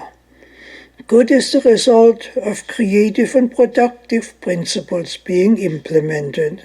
It is a force that unfolds into civilization. Evil, in contrast, is none of that. Evil is the result of a wide range of failures that add up to zero in productive potential. Nothing useful results from comparing civilization with something that inherently adds up to zero. While the zero group is large in the world, which typically reflects the deep state platform, it amounts to nothing constructively. It is a negation of the substance of our humanity, and thereby holds the seeds for doom, and also its own doom that is symbolized by the news. Every unitary structure is doomed by its undoing. By this principle, every empire in history has vanished. The deep traps that are symbolized by the news, which all add up to zero, are war, terrorism, looting, slavery, but also constrictions, sanctions, private monetarism. The related tools are contracts, force, oppression, domination. None of these have elevated civilization. These zero factors combine what the deep state apparatus is centered on. For their inhumanity, the deep state needs to protect itself against society and civilization behind multiple layers of security. These zero factors are incomparable with the naturally productive principles of our humanity, which, when intentionally applied, unfolds as civilization, such as in the case of cooperative developments in science, advanced engineering, industrialization, agricultural development, infrastructure development, cultural development, humanist development. These are represented in principle by the Hongshu G20 symbol and that of its follow-up event, the Belt and Road Forum.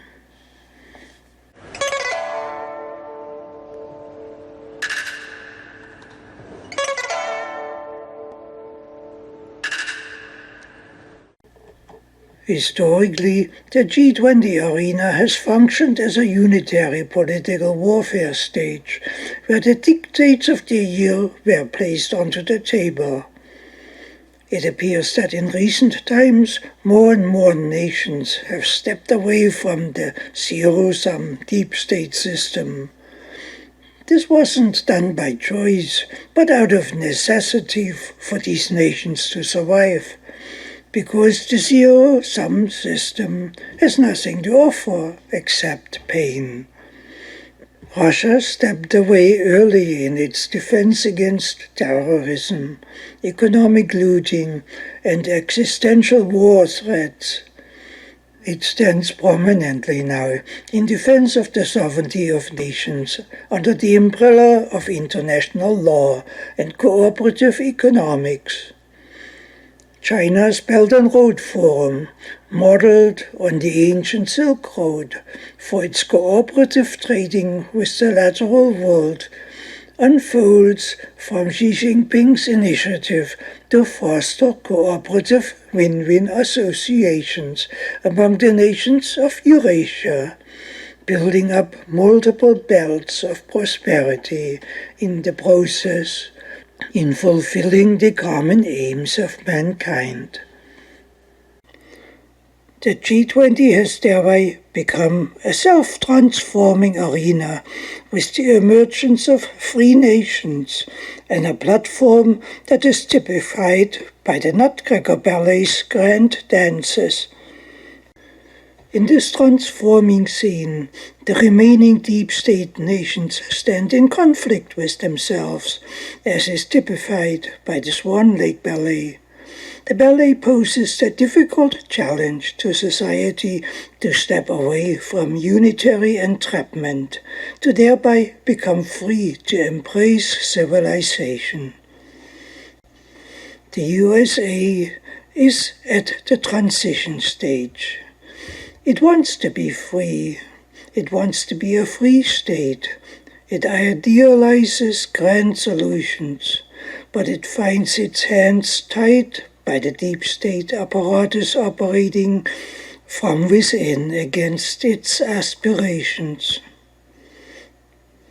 Nevertheless, we see a healing in progress, though not yet accomplished. The healing may be advanced on the sideline of the G20.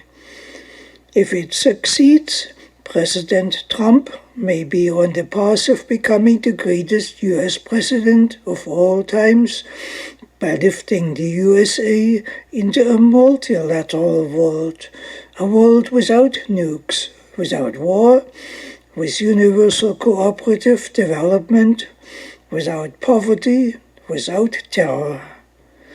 The stage is set. Much can be achieved. The G20 itself will become transformed thereby into a multilateral structure. But will the potential be realized? It won't happen on its own.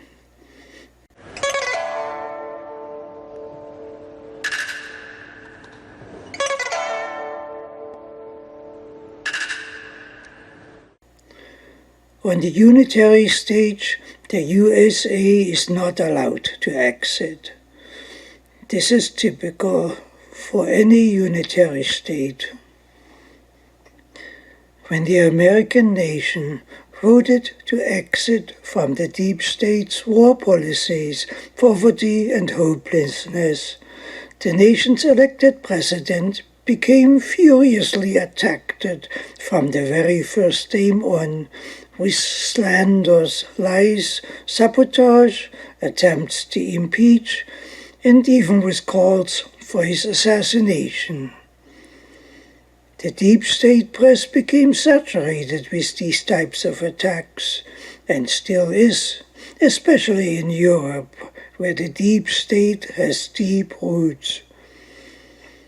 The unspoken objective of the attacks is to prevent the USA from joining the multilateral world, the world of free states.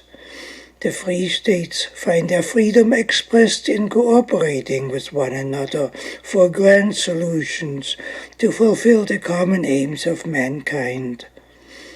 In order to prevent America from joining the free states, even the possibility for it, a wide array of attacks are launched against the elected president on all fronts. To merely speak of economic development is a big no-no in the deep state circus that still clings to power and fears to lose its very existence. In defiance, President Trump speaks of economic development in glowing terms and prepares for its implementation. He speaks of peace through economic development. He overthrows the chessboard of the perpetual war, perpetual tension, perpetual crisis policy of the deep state apparatus. Likewise, to speak the words Glass-Steagall with the intention to restore sanity into the banking system of the USA is declared to be synonymous to a declaration of war against the deep state, which it actually is. The very principle of sovereignty and the defense of it for the freedom of the nation is regarded in the deep state a mortal sin, mortal to it. The denial of sovereignty is pursued with the arrogance of regime change, uttered with the force of war, the force of terrorism, or both. Trump hails the principle of sovereignty as the very foundation of a multilateral world. Will he succeed in bringing America back onto the mountaintop, with the eyes of the world fixed on it for its leadership rather than fear? He may.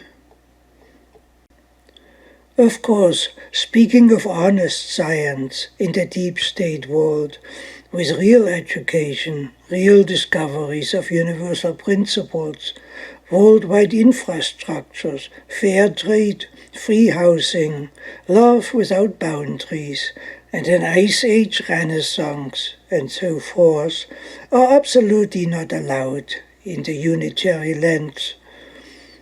The resulting exit would collapse the deep state as if it never existed. Nevertheless, this will happen someday, because the scene is wide open for boundless progress.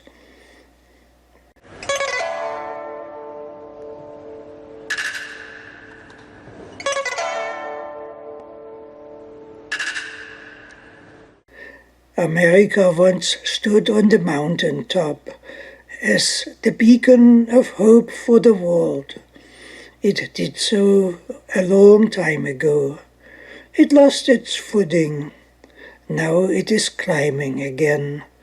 The time in between provided space for repentance. It already stepped past the global warming trap. The Paris global warming assault on humanity by deep state treaties has been abandoned by America. It is now essentially dead. America had championed the climate change cause during its unitary days. Climate change was hailed to remain forever.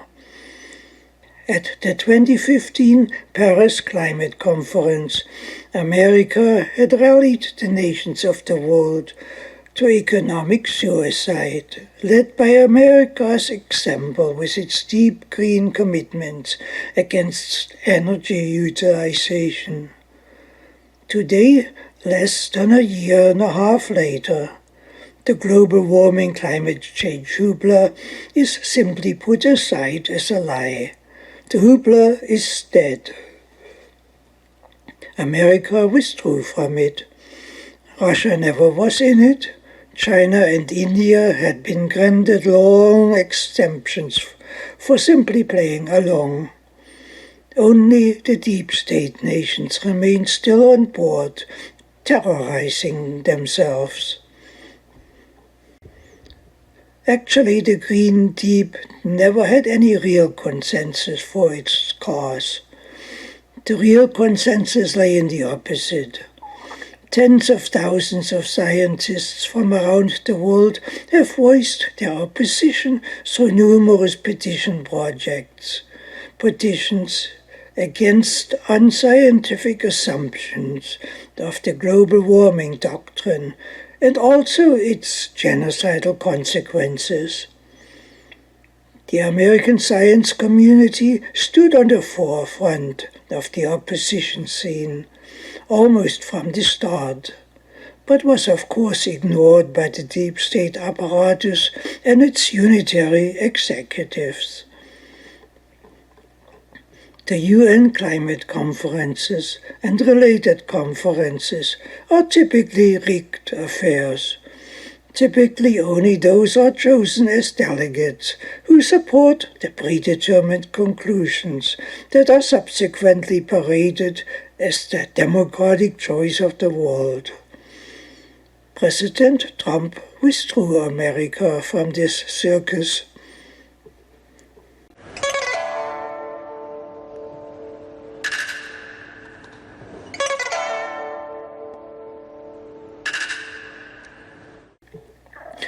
Future G20 events will likely unfold dramatically different and more productive than in the past. With the deep state policies adding up to zero, as the deep state shuns civilization and humanist values, the non-zero states begin to recognize themselves as the actual majority in the world. The world becomes increasingly secure in proportion to which this is happening. This awakening has great potential and appears to have just begun. In fact, the awakening is supported by the universe itself. With the sun's activity now rapidly diminishing towards its phase shift to the next ice age in the 2050s or sooner, its solar cosmic ray flux is on the rise dramatically, while the increasing solar cosmic ray flux affects the global climate with numerous fringe effects, such as increasing droughts, floods, storms, and global cooling. The increased cosmic ray flux also affects the human neurological systems. Cosmic rays are events of fast-moving electrically charged particles. Normally, a person encounters tens of thousands of these per day, while the particles are too small to collide with anything. They generate electric currents by induction as they pass through the human body. The currents appear to be beneficial to our neurological processes. The now ongoing increase in cosmic ray flux appears to increase our cognitive ability. History tells us that all the great cultural developments occurred in times of high volumes of solar cosmic ray flux. The development of written languages occurred in such a time, as did the dawn of science, the dawn of Christianity, and the Golden Renaissance. In more recent times, during the Maunder minimum in solar activity of the Little Ice Age in the 1600s, great cultural achievements were wrought that still stand tall today, such as the Peace of Westphalia and the dawn of classical music, from Bach and Haydn to Beethoven and Brahms and Tchaikovsky. Now with the sun getting weaker, we are once again in a period of large and increasing cosmic ray flux. apparently more so than ever before. We are bound to see, therefore, cultural breakthroughs happening on ever wider fronts, with effects never imagined before to be possible. In other words, we haven't seen anything yet in terms of cultural advancements. The cultural breakthroughs that we have seen coming out of Russia and China stand out as but examples of what can be achieved, and may soon become commonplace as society becomes more sensitive to its uplifting transformation from within. In this context, Tchaikovsky's historic compositions of the Swan Lake Ballet and the Nutcracker Ballet come to light with increasing significance and with power to uplift the world scientifically, culturally, spiritually, and politically. In the larger context, the universe not only presents us with the immense challenge to prepare our world for the Earth's next ice planet phase, it also provides us with the necessary enhanced ability to meet the challenge. Since this process has already begun and is fast advancing in ever more places now, we can look forward to breakthroughs on the entire front of humanity that changes everything and puts history itself, as we understand it today, into the trash can. Canada, tragically, has not yet come out of its shell on the ice planet issue, as if a mythological force sits on it that allows no one to escape. In this, Canada lives in silent solidarity with much of the rest of the world. Of all the great nations, only China appears to have set aside mythological dreaming and has begun to acknowledge its potential future. Nevertheless, one must ask, does even China really live in the real world yet? Building the Ice Age infrastructures is a task so vast in scope that no nation can accomplish the task by itself, but requires the whole of humanity to share it. In this sense, the future of Canada is linked with the future of China and the future of the world. Ironically, the situation is not new in the world. It has existed in the nuclear weapons front for 70 years already, with no solution in sight on this front. No nation lives alone in a nuclear-armed world. Nuclear war is unsurvivable by anyone, and so is the Ice Age phase shift without the infrastructures having been built for human survival. And that phase shift is a mere 30 years distant and is unavoidable. This means that the Swan Lake story illustrates the collective future of all mankind. It also appears that the Swan Lake challenge, in principle, already existed in the earliest indigenous cultures of North America, as this sculpture illustrates.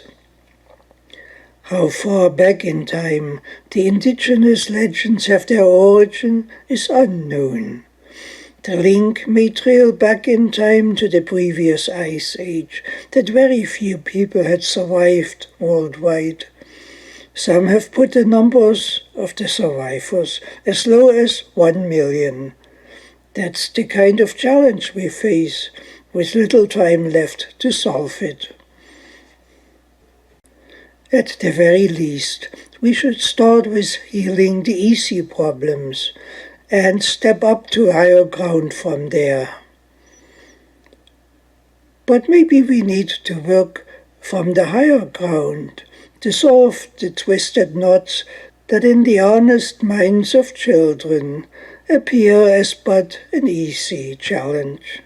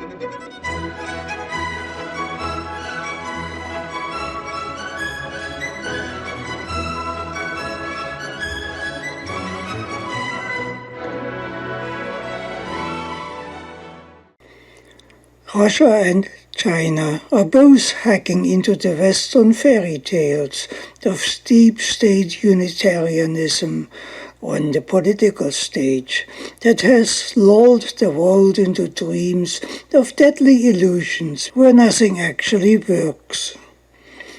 Russia and China are waking society up. They are inspiring the world to heal itself.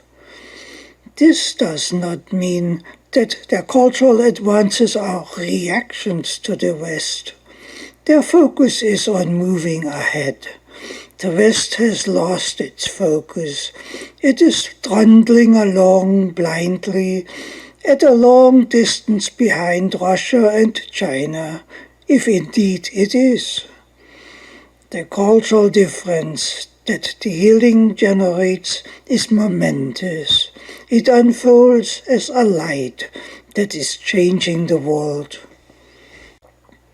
The difference is defined by the fundamental difference between living in a multilateral world of cooperative economic development, fair trade, and mutual support of one another, compared with the unitary world, where no one is actually free, but bows to the shadow of the enormously waiting deep state oligarchic dictatorship whose actions is destroying civilization. China has liberated itself from this deadly scourge and rebuilt itself on the 1648 Westphalian platform, the first multilateral platform ever created, which became the foundation for modern civilization. A nation is free on this platform.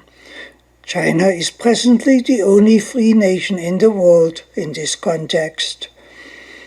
Russia still carries a significantly large deep state apparatus in its background, which severely restricts the movement of its leadership. President Putin is not walking free, he is walking a tightrope between two opposites. He is sensitive to the multilateral principle, but is also bound to some degree to the dictates of the oligarchic deep state that Russia carries on its back. The West, in contrast, is totally stuck in the unitary mud, up to its knees, unable to move, locked into fighting and killing one another. The West is contractually obliged to dance to whatever tune the deep state pipes. Civilization is out of reach. The thinking of society is imprisoned by its marriage with the unitary media that dictates its attitudes, its sense of reality, its aspirations, its justice, and supplies its hate, taking away its hope, its joy, and its power to live. The Russiagate hate phobia that is presently hyped up in the USA is actually directed against the USA's own government, completely without evidence, completely without proof, and completely without shame in lying. The anti-Russia phobia was shifted into high gear on the day the nation had elected a non-unitary president, a president who speaks the words of civilization, of multilateral relationships, who speaks of an America with the potential to become a powerful nation again, not as a dictator, but as a leader in projects that inspire optimism again in the bleak landscape of hate and America's decrepit physical landscape. A man who conspires to work with the developing world. The deep state's phobia against the president is also directed against Russia, because Russia, like the president-elect, no longer bows to the unitary deep state. Russia no longer allows itself to be looted and be destroyed. It even assists others to escape the unitary trap, like Crimea, when the trap was sprung, and Syria, that had already the noose around its neck. Russia was hit with sanctions, intended as a coup against Russia's president, but also as a backdoor to open a channel for war against China. Both are targeted together. The anti-Russian coup is also deployed as a part of the coup against the US president-elect. The anti-Russian sanctions are evidently intended to tie the entire scene into knots so that no one can move and nobody knows what is up and what is down. Of course, the coup against the American president not only violates the Constitution, but also effectively violates the fundamental principle of civilization, the principle of universal sovereignty, of international law. It even violates the foundation that the USA itself is founded on, such as non-aggression and the right of freedom from external domination. Sanctions are acts of aggression, while the aggression of other nations is not illegal under British law. It is a criminal offense under American law.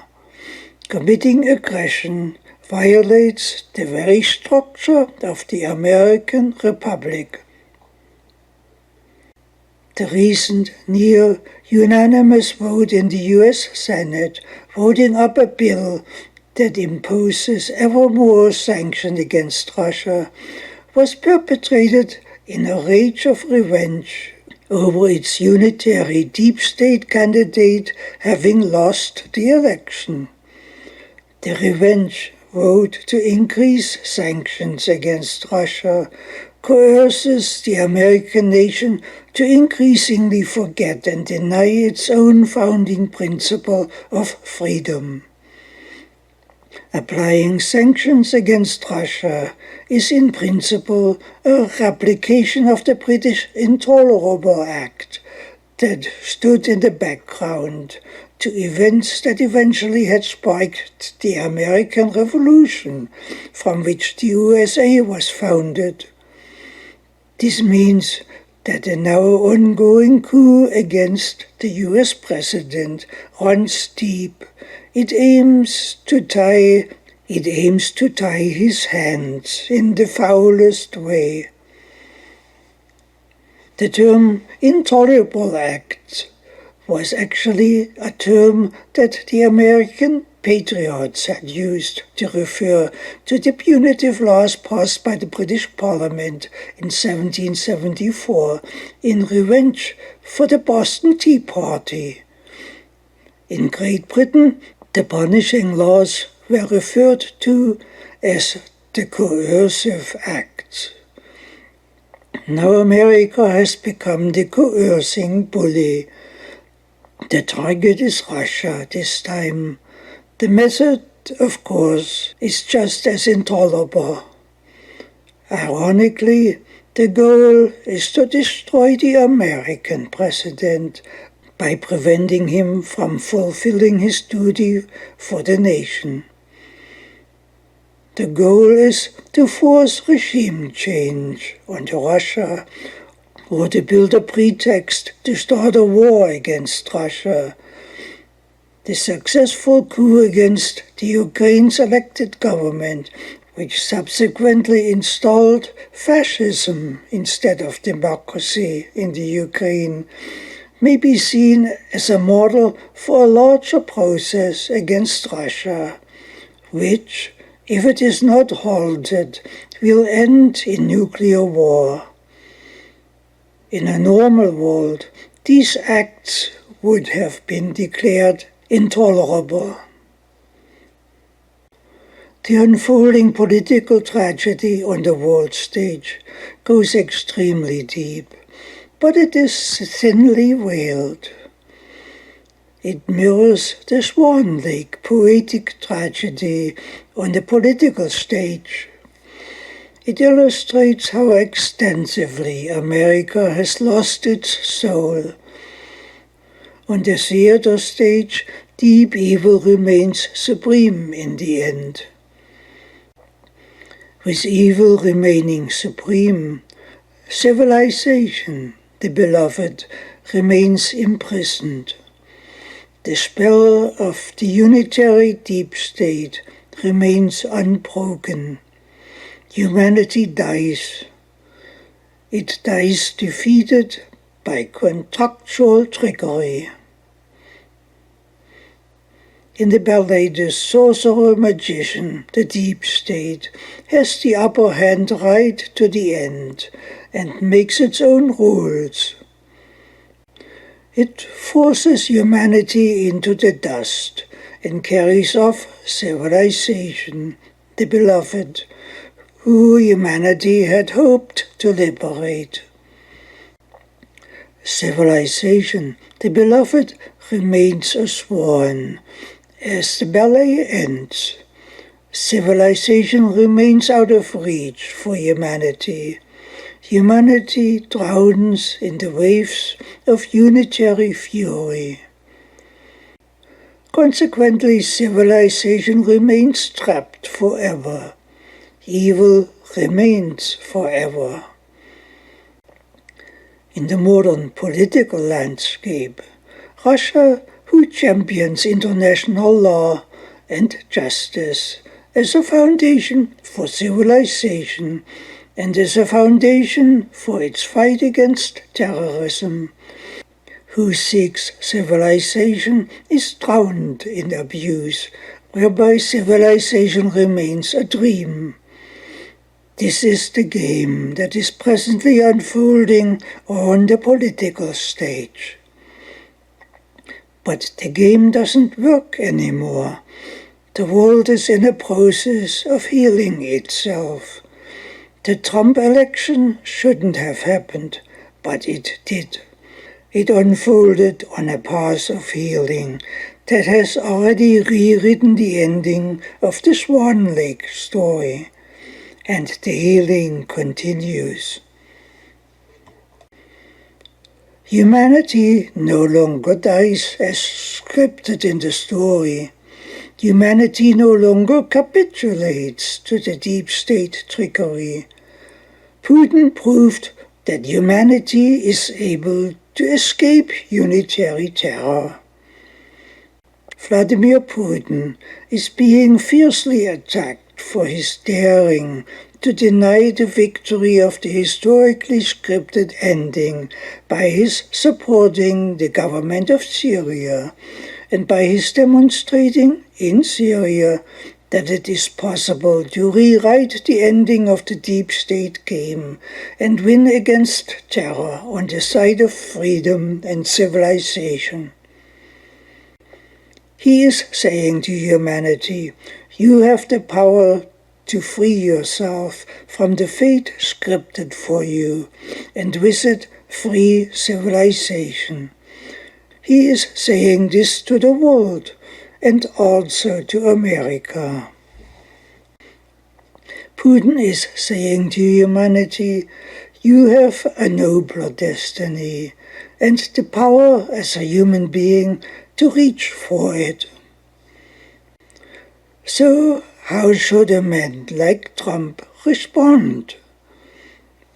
How would a man respond whose office had been awarded to him on the flow of a healing? He would move with the flow of the healing. He would attend the G20 in Hamburg and declare in his introductory speech that the sanctions against Russia are cancelled, not as a gift to Russia, but as a gift to America, to cleanse the face of America of a tragic illegality. This act, his speech, would further heal the world. It would create a whole new stage for international relationships. A lateral platform is possible without sanctions, but not otherwise. With the sanctions removed, President Trump would be able to meet President Putin on a lateral platform and discuss how the world may be healed of the nuclear weapons terror disease that has infested it.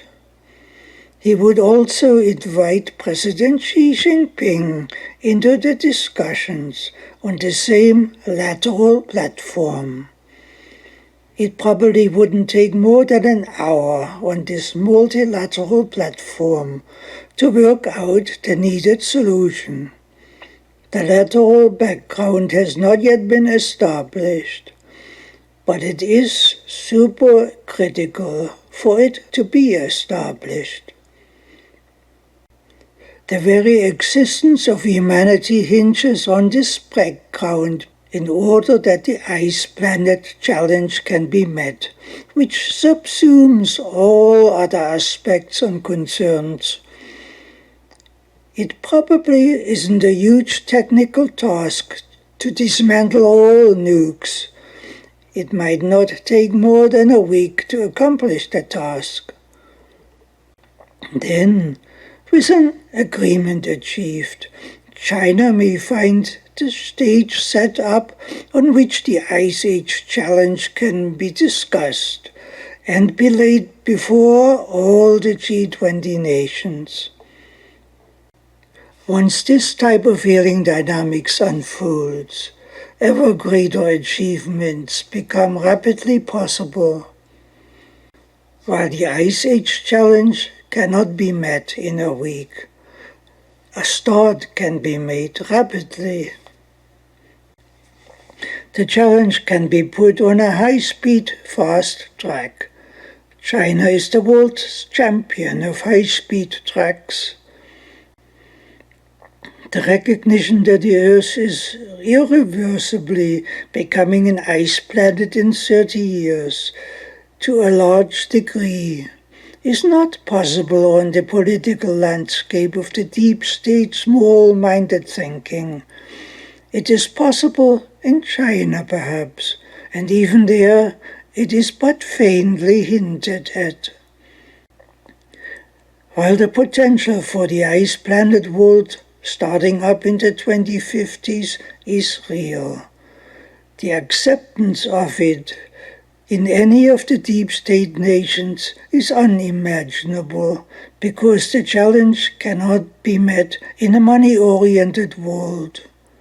But if the world was lifted out of the deep state trap, above the money platform, onto a platform of creative and productive power, which is possible to be accomplished at a single G20 summit, the most unlimited can become possible.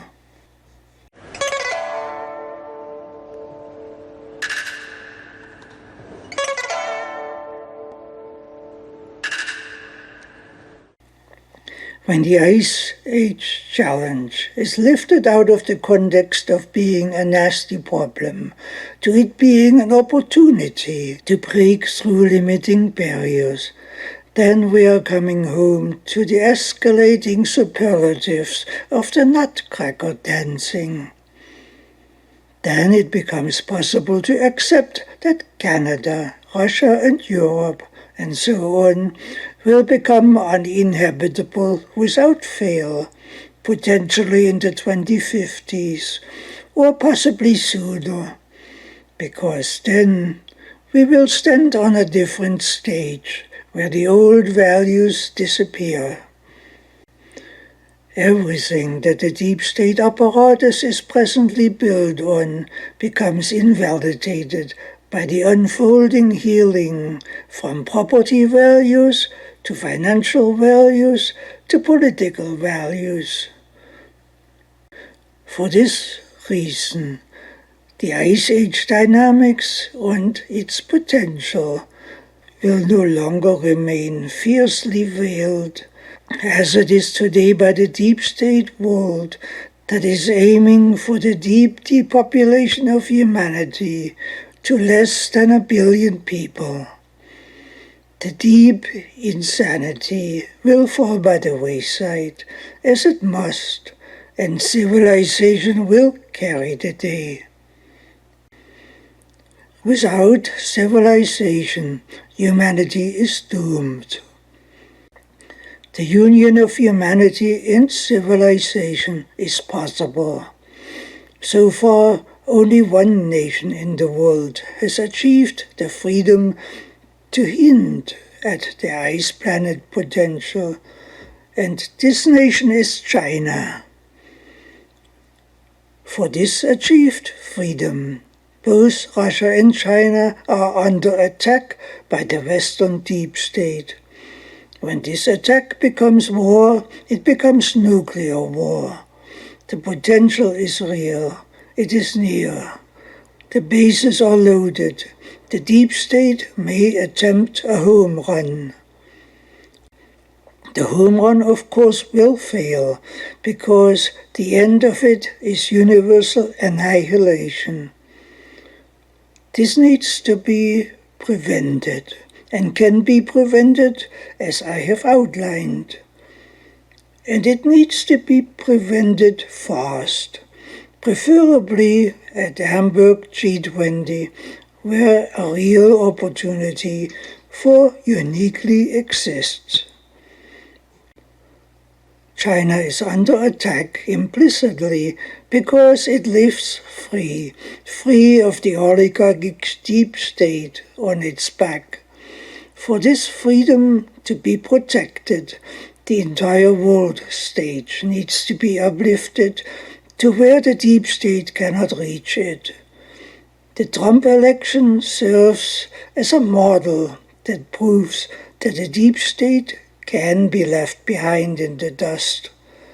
In real terms, the world has already progressed further. Thus China may find itself indeed free to table the Ice Age challenge at the G20. I am not saying that the Ice Age challenge is actually acknowledged in China and that it shapes its policies, but I find it intriguing that China plays with the related symbolism in the context of its world events and dances with it. China has apparently bent low during the Belt and Road Forum to accommodate world opinion on the Ice Age question, but not to the point of its self-denial. It seems to me that China is aware of its role as a world-class dancer and bows to reality rather than to the dictates of small-minded thinking. It may play this role in a big way at the Hamburg G20 summit should Trump dares to break the spell of the ghost of the deep state, which actually no longer exists. In this context, China plays the role of a world leader. It is a leader in the arena in which no one else is presently able to move. Whether humanity will eventually empower itself to follow China's lead by stepping out of the deep political mudhole in the Western arena remains yet to be seen.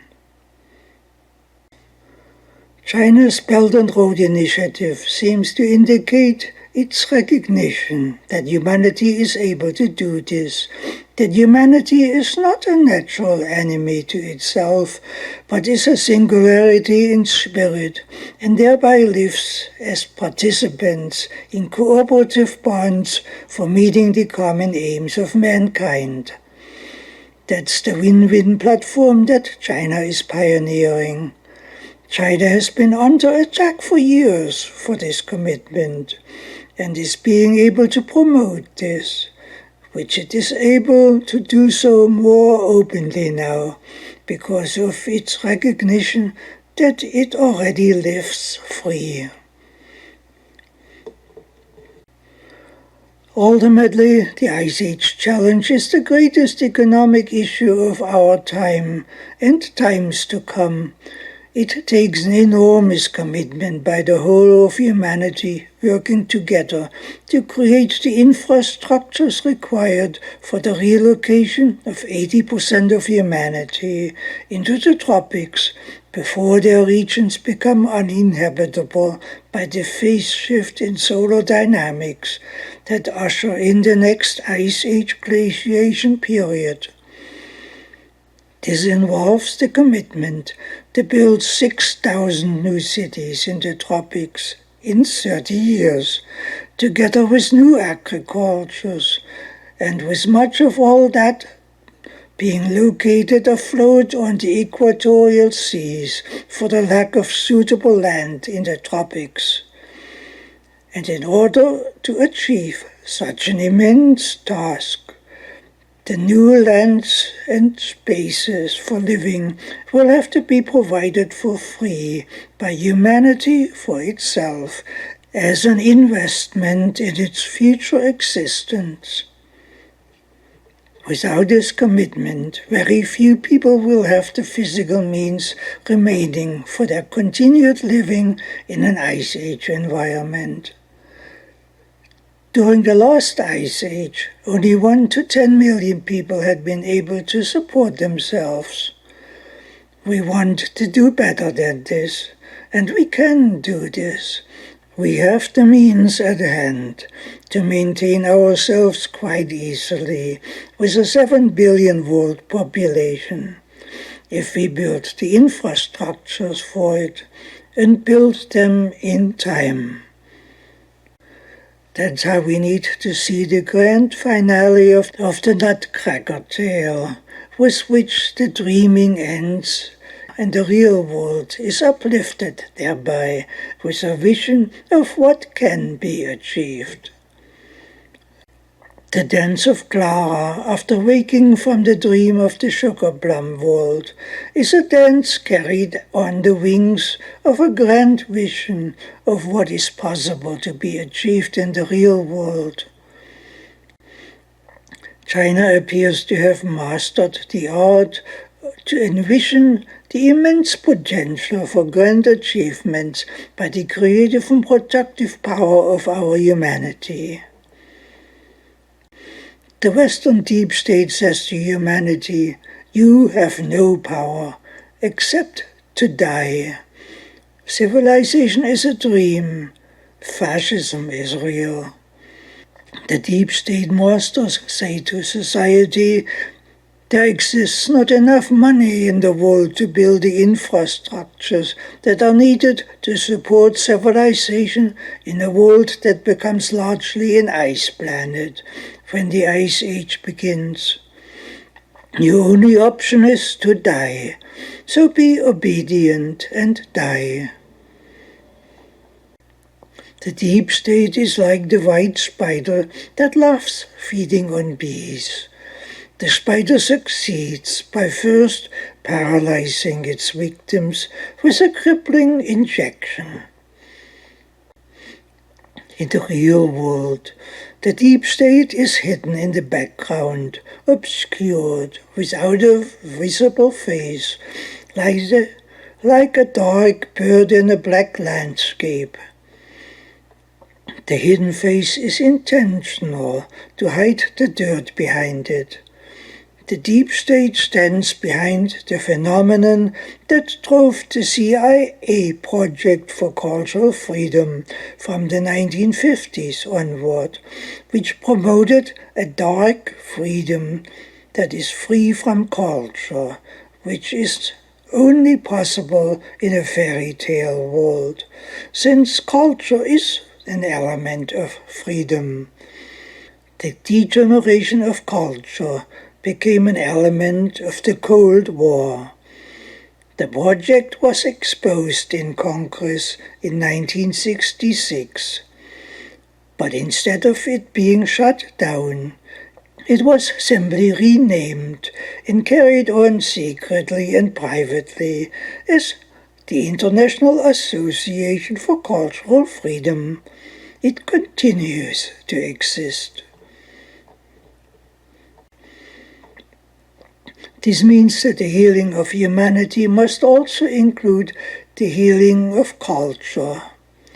Life isn't a technical issue, nor exclusively a political issue, but is primarily a spiritual issue expressed in high-level human culture. This means that humanity's reaching out to freedom needs to happen hand in hand with high-level cultural development. It may even be said that high-level cultural development is an indicator that freedom is no longer just a dream. The opposite movement, the advanced focus on culture by Russia, hacks into the deep state artificial morass with the now ongoing revival of the recognitions of the principle of human freedom. China says no to the deadening effect of the Western white spider that aims to create a hollow society, a society with a hollow culture, hollow political structures, and being dead economically and scientifically.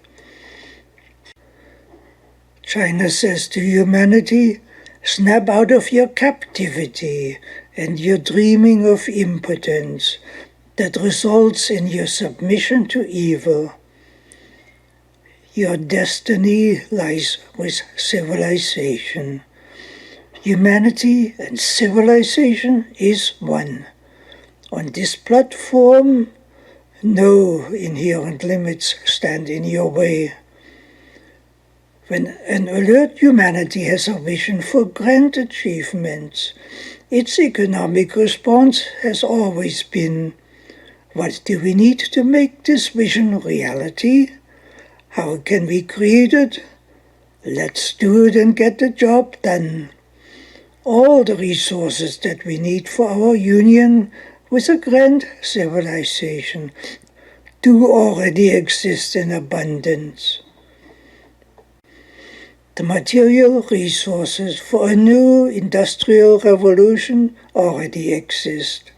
They exist in infinite abundance, process-ready, sitting unused on the ground in the form of basalt the most ideal building material on the planet.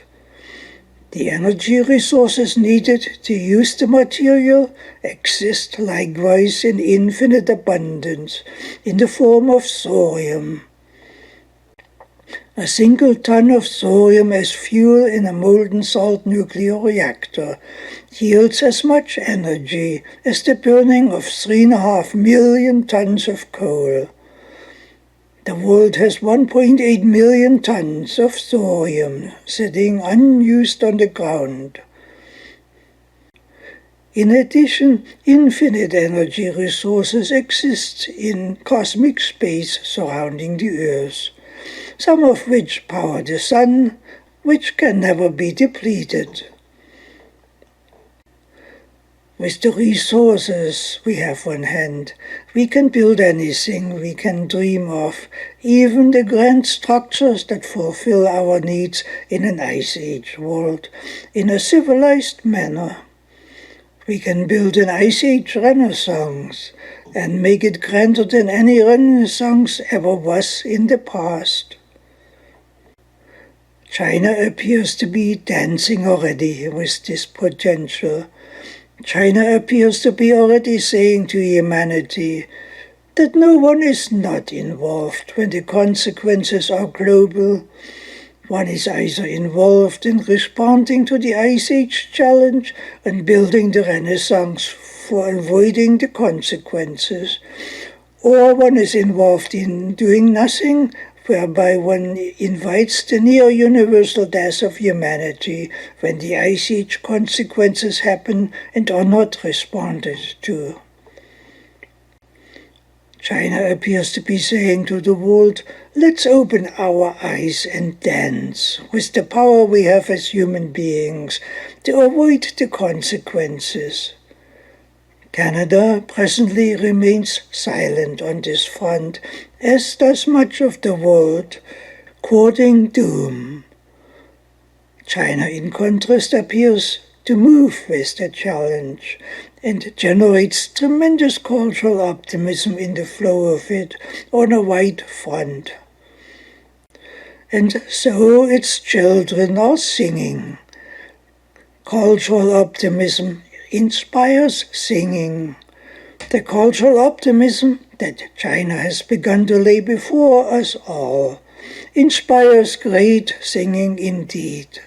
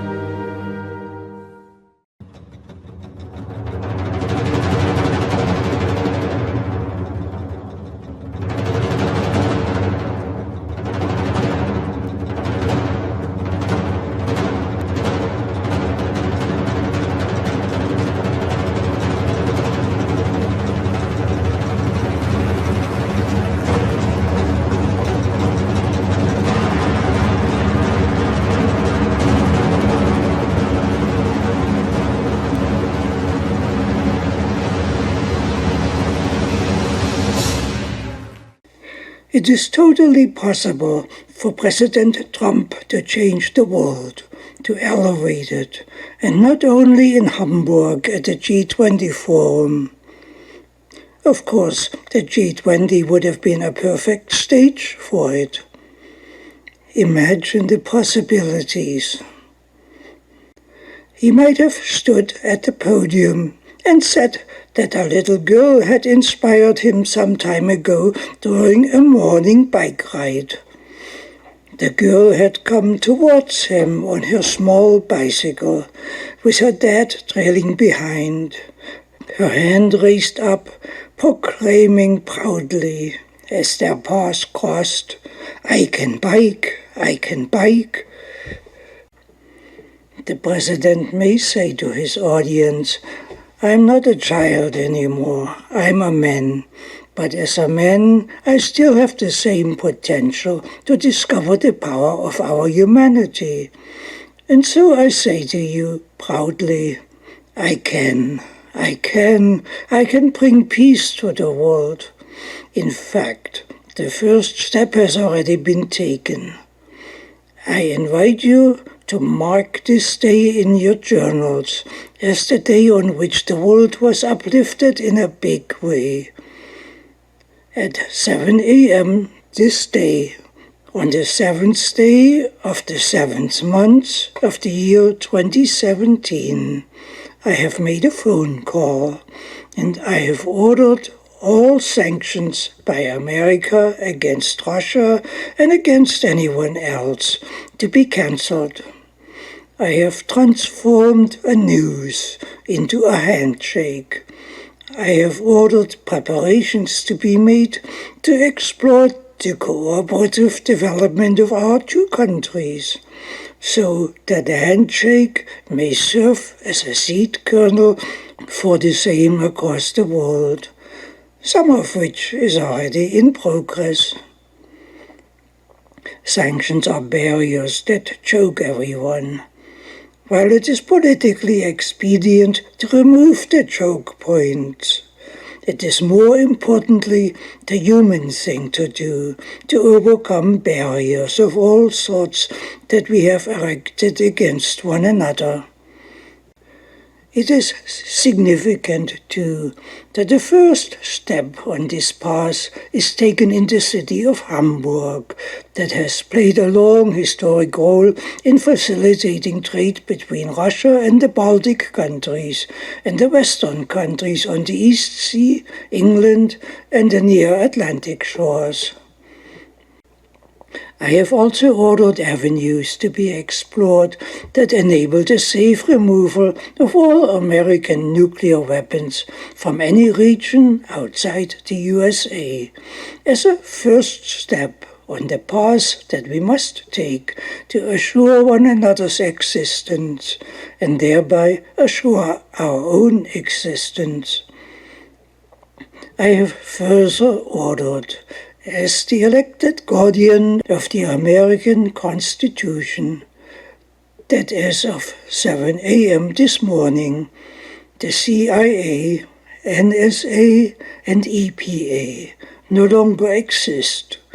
These institutions have demonstrated by their historic criminal record that they do not serve the national interest and national security, but foreign and private interests, contrary to the general welfare principle uttered in the preamble of the Constitution.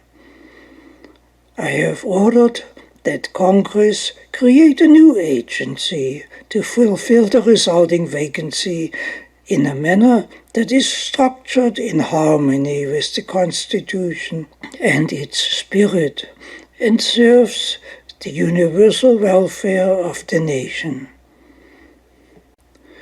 In this context, I have also abolished the burning of food for the production of ethanol in the USA.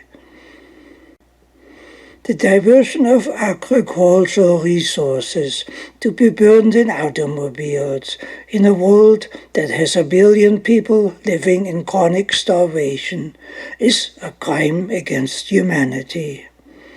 It is therefore illegal under the Nuremberg definition of the crime, and thereby illegal under our Constitution. The ethanol process consumes agricultural resources worldwide that could normally nourish 400 million people. The food burning results in corresponding mass genocide by starvation that pales every previous Holocaust in history. I am prohibiting America's participation in this crime. I lift this yoke from our people's conscience, especially at the gas pump, where they are presently forced to participate in the greatest crime against humanity of all times. I have still further ordered, as of 7 a.m. this morning, that the private Federal Reserve banking empire stands abolished. That was instituted as a mistake, created by coercion and conspiracies, and rammed through Congress and the Senate with conspiratorial haste in the last minutes before Christmas recess in 1913. The private system has failed its mandate. Its self-serving and other criminal activity has turned the American financial system into a debt-choked trap that has destroyed the nation's economy, impoverished the population, and demolished its social foundation, engineered a housing crisis, homeless crisis, foreclosure crisis, and farming crisis. We need to press the reset button and get back to something that worked and move forward from there. I have ordered that the Glass-Steagall Act be reactivated as an emergency measure to secure what is still left functioning in the American economic system. And I have ordered Congress to create a national bank that harmonizes with the Glass-Steagall law and serves the general welfare of the nation as required under the Constitution, which it is my duty to uphold to the greatest extent possible. Further, in fulfilling my duty, I have ordered the political party system to be abolished as being illegal in the United States. Our nation is not a dominion of private clubs. Our Constitution stands taller than to allow the nation to become a welfare state serving private interest clubs. The Constitution makes no provision for the private club party system to be the governing force of its democracy. The Constitution places the onus on society to understand its future, its duty to itself, and its power to carry out its duty. With these measures, I am fulfilling my own duty as President to uplift the Constitution and its spirit, for it to become once again our guiding star. With these measures, I also fulfill my election promise to drain the swamp of the smallness of thinking that has almost drowned out our Constitution. Further on this basis, in moving forward in the context of uplifting the general welfare of the nation, I have instructed Congress to create a commission with the objective to build a new world for America, for its future. I have requested that the task to create a new future, a new world, be accomplished well within the 30 years the Earth has still remaining in the current interglacial period, because thereafter our land belongs to the snow, the cold, and the ice, as it had for 85% of the last million years. The astrophysical evidence for that speaks for itself. The entire world is affected. by the coming ice planet world. No one is not affected. China only whispers of the challenge.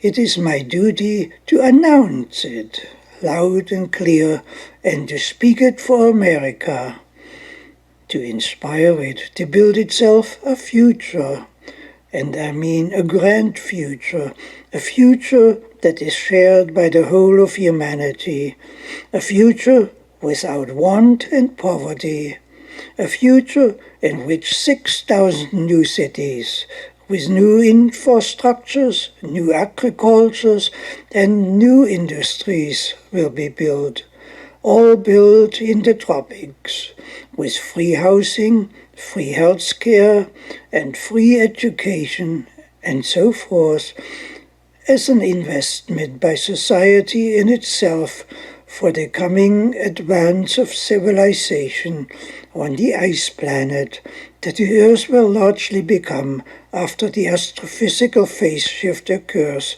in roughly 30 years. And so, in the context of this moving forward, I have instructed the offices of the presidency to create a commission that will draw up plans to link the United States with the Belt and Road Initiative of China, and to do this in the most efficient, most effective, most technologically advanced, and mutually beneficial manner possible. This is my sense of joining hands across the world as a first step of meeting the challenges of the future in the spirit of the Constitution, and in the frame of uplifting the general welfare of the people of the United States, and by implication, all people. Yes, this can be done. We can do this. I can start the process and inspire you to complete it. Together we can. Yes, we can. And so, my friends, mark this day in your journals as the most significant day for America and for the world, as the day on which the world was changed. This is the day on which it was said, we can, I can. Mark this day, the 7th day of the 7th month of the year 2017, as a day that should never be forgotten. This is the day on which the USA is reborn, the day on which it began to stand as a great nation again in the world, in a world that is destined to become great in the flow of what we can do together. Mark this day also because it will stand side by side in future history with the 4th day of the 7th month of 1776, which is the day when the American Union was first uttered with a voice from the depths of the recognition of our humanity. It had changed the world then, it is changing it again anew. Wouldn't the President have received a standing ovation in Hamburg after such a profound declaration of freedom? The very air would have sparkled with joy. The sparkle would have dissolved the cultural depression in whatever tarnishes our world at the present state. In such a sparkling new environment, the currently ongoing coup against the President would simply collapse and never be attempted again. The long train of murdered presidents would become derailed at this point and remain derailed. The train of advanced human culture would roll instead. All this is possible for a single man standing up for universal principles. This is possible too for the Prime Minister of Canada, of one of the small countries in the world. He can have the same potential to uplift the world with his recognition of universal principles and shape with this understanding the destiny of humanity, which shapes the future of Canada in return. All of this is totally possible, but will it ever be done? Will the leaders flinch? Most likely, every one of the leaders of the G20 nations assembled, even the most respected of them, who would dare to speak of such things at a world forum, would be booed before he finished speaking. He would be laughed at and ridiculed.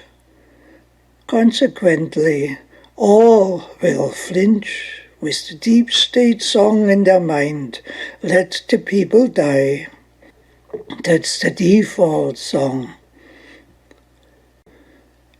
The difference between where we could be in building a platform for the future and the deep denial that we find instead illustrates the great potential for healing that lies before us. The challenge is to us all, to the whole of humanity, to fill that gap, to leave old history behind, to close the book on war, poverty, looting, terror, and write a new page with advanced achievements wrought. The new page will be written of times when the national and human resources of nations are no longer wasted with silly pursuits such as nuclear war, but are applied to meeting the greatest challenge in the history of the world, which is the Ice Age challenge, second to none.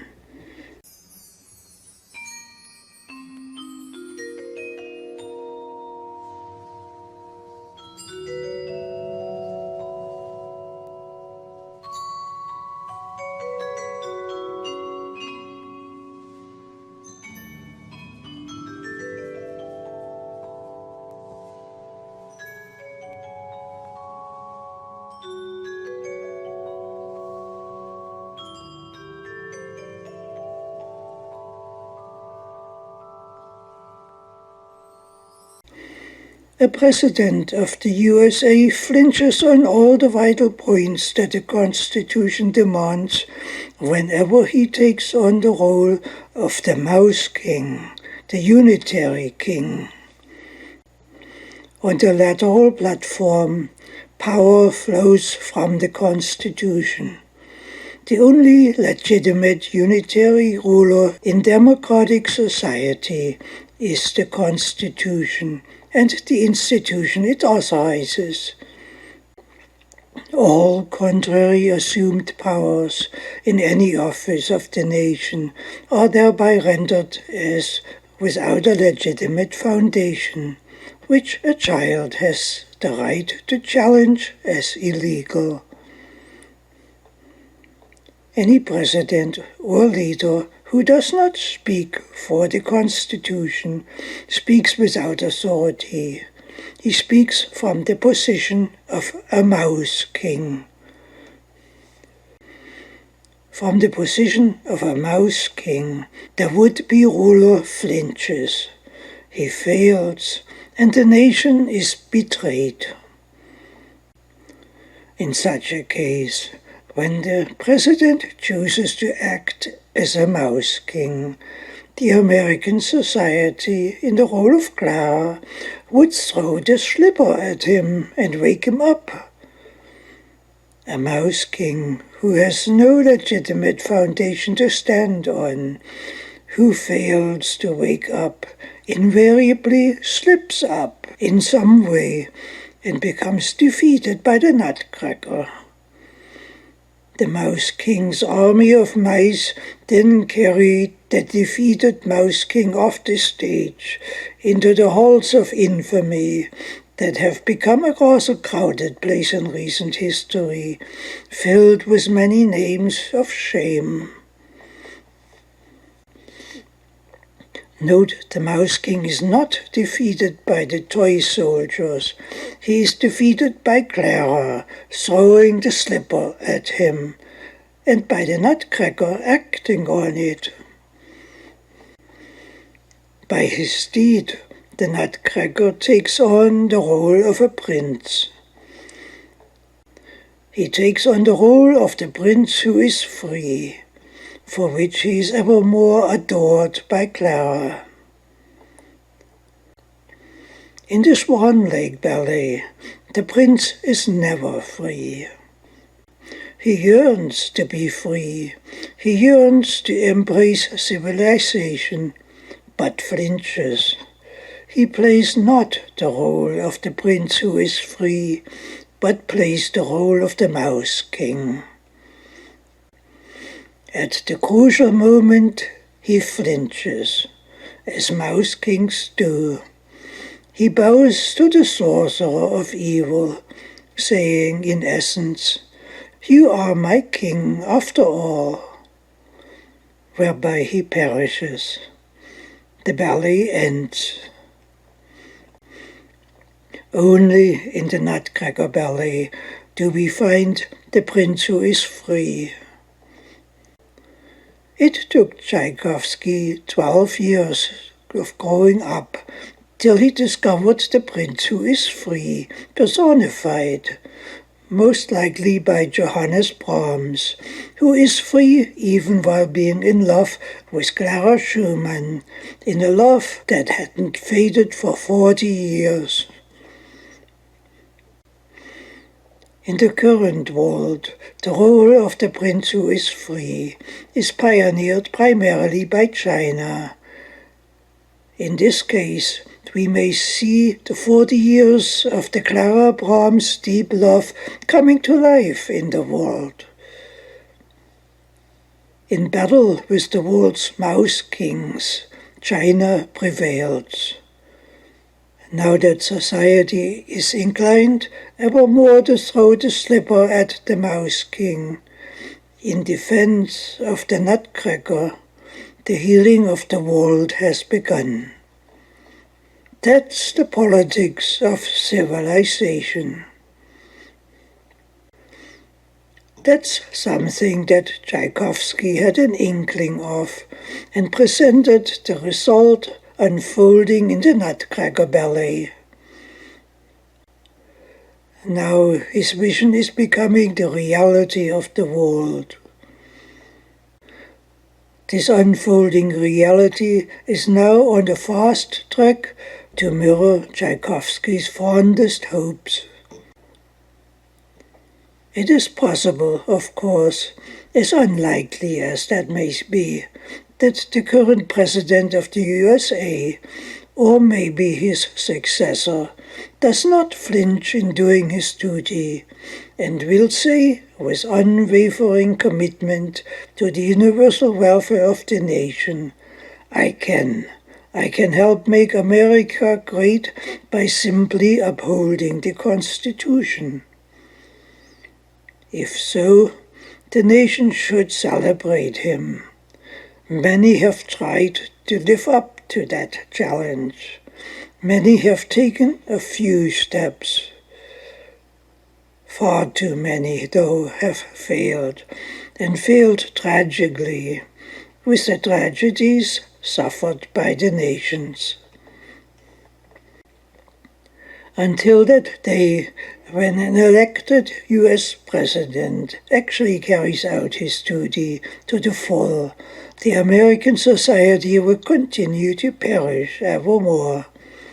Until that day when society has roused its humanity within it, enough to throw the slipper at those who fail in so many different ways, the American society has no hope. But hope is dawning. Society is throwing the slipper at the Mouse King. Society is throwing the slipper at the mouse kings who love to make war, got Donald Trump elected. This type of healing in the world needs to happen ever more as the Ice Age phase shift is coming ever nearer. The healing process needs to happen rapidly because the Ice Age does not wait. It will be upon us in 30 years or sooner. We need to prepare for it. For this, we need to stop playing small-minded games, instigate wars, finance terror, and punish one another. We need to wake up and get real. In the course of the healing, ever more presidents and heads of state, who no longer play the role of the Mouse King, will step up to the plate and announce, "Yes, I can do this. I know my job. I can do my part to make the world a greater place for all humanity to live in." An American president would add that by the nation restoring itself as a vital element of the world to the greatness it once had as the light on the hill which had the eyes of the world fixed upon it, it would give the definition of greatness a new meaning. Actually, we are doing this already. The president would add, we are making history already every day. The curtain is rising. A new age for humanity is dawning. We are moving ahead. History has shown that when we set ourselves tall goals, we become fast learners. The founding of the USA back in the 1700s, and in later time the founding of Canada as a nation, were not accomplished by a society of mice ruled by mouse kings. These feats were accomplished by a society of princes that are free, and they were in love with the civilization that wears a crown on its head. In their days, history was made. Pages were turned. New pages were begun to be written. Pages of a new world that never existed before. We are still writing these pages. They have a lot of free space to be filled with stories of grand achievements, achievements that mirror the grandeur that Clara and her prince, who is free, experience in the ballet, in the acts after the stage of the mouse wars, mouse kings and toy soldiers. The Ice Planet Challenge will propel us on in the real world, past the small-minded stage, and will, in the course of it, uplift every nation and every government. We have 30 years left before the Ice Age phase shift will likely happen. Of the 30 years that we seem to have remaining in the interglacial world, 10 years will be required to produce the worldwide infrastructures for human living in an ice planet environment. Large-scale automated industrial processes can accomplish that. Of the remaining 20 years, 10 years will be needed to build the industries that produce the infrastructures. This leaves us 10 years to raise ourselves up as human beings and heal us of our small-mindedness. In 10 years, it is exam time. Will we make the grade? Will we accept the challenge and move with it? I think we will make the grade. We will achieve in 10 years what no one has yet imagined to be possible, much less has set to music. When we look back from there to today, from 10 years in the future, we will laugh at all those little things that presently consume our attention, like war, sanctions, terror, party politics, deep state systems, and so on, which darken our world, but have nothing to do with anything real. The healing and the self-renewal of humanity will happen, carried by many pioneers in lateral relationship. In due course, the goal will be reached that enables us to face the ice planet challenge and win. The winning creates no heroes and will leave no one vanquished. It will raise the standard to where we need to be. This is the hallmark whenever freedom is won. It is extremely likely that we will master the exam long before the 10 years target time is near, considering how much has already been accomplished in that one single year between the Palmyra Liberation event and the Belt and Road Forum celebration. Yes, we can do miracles, so it seems. We can do what it takes. We can do this together. We can give the definition of greatness a new meaning, indeed. We have already begun. The world is moving. It is healing itself. We are making history.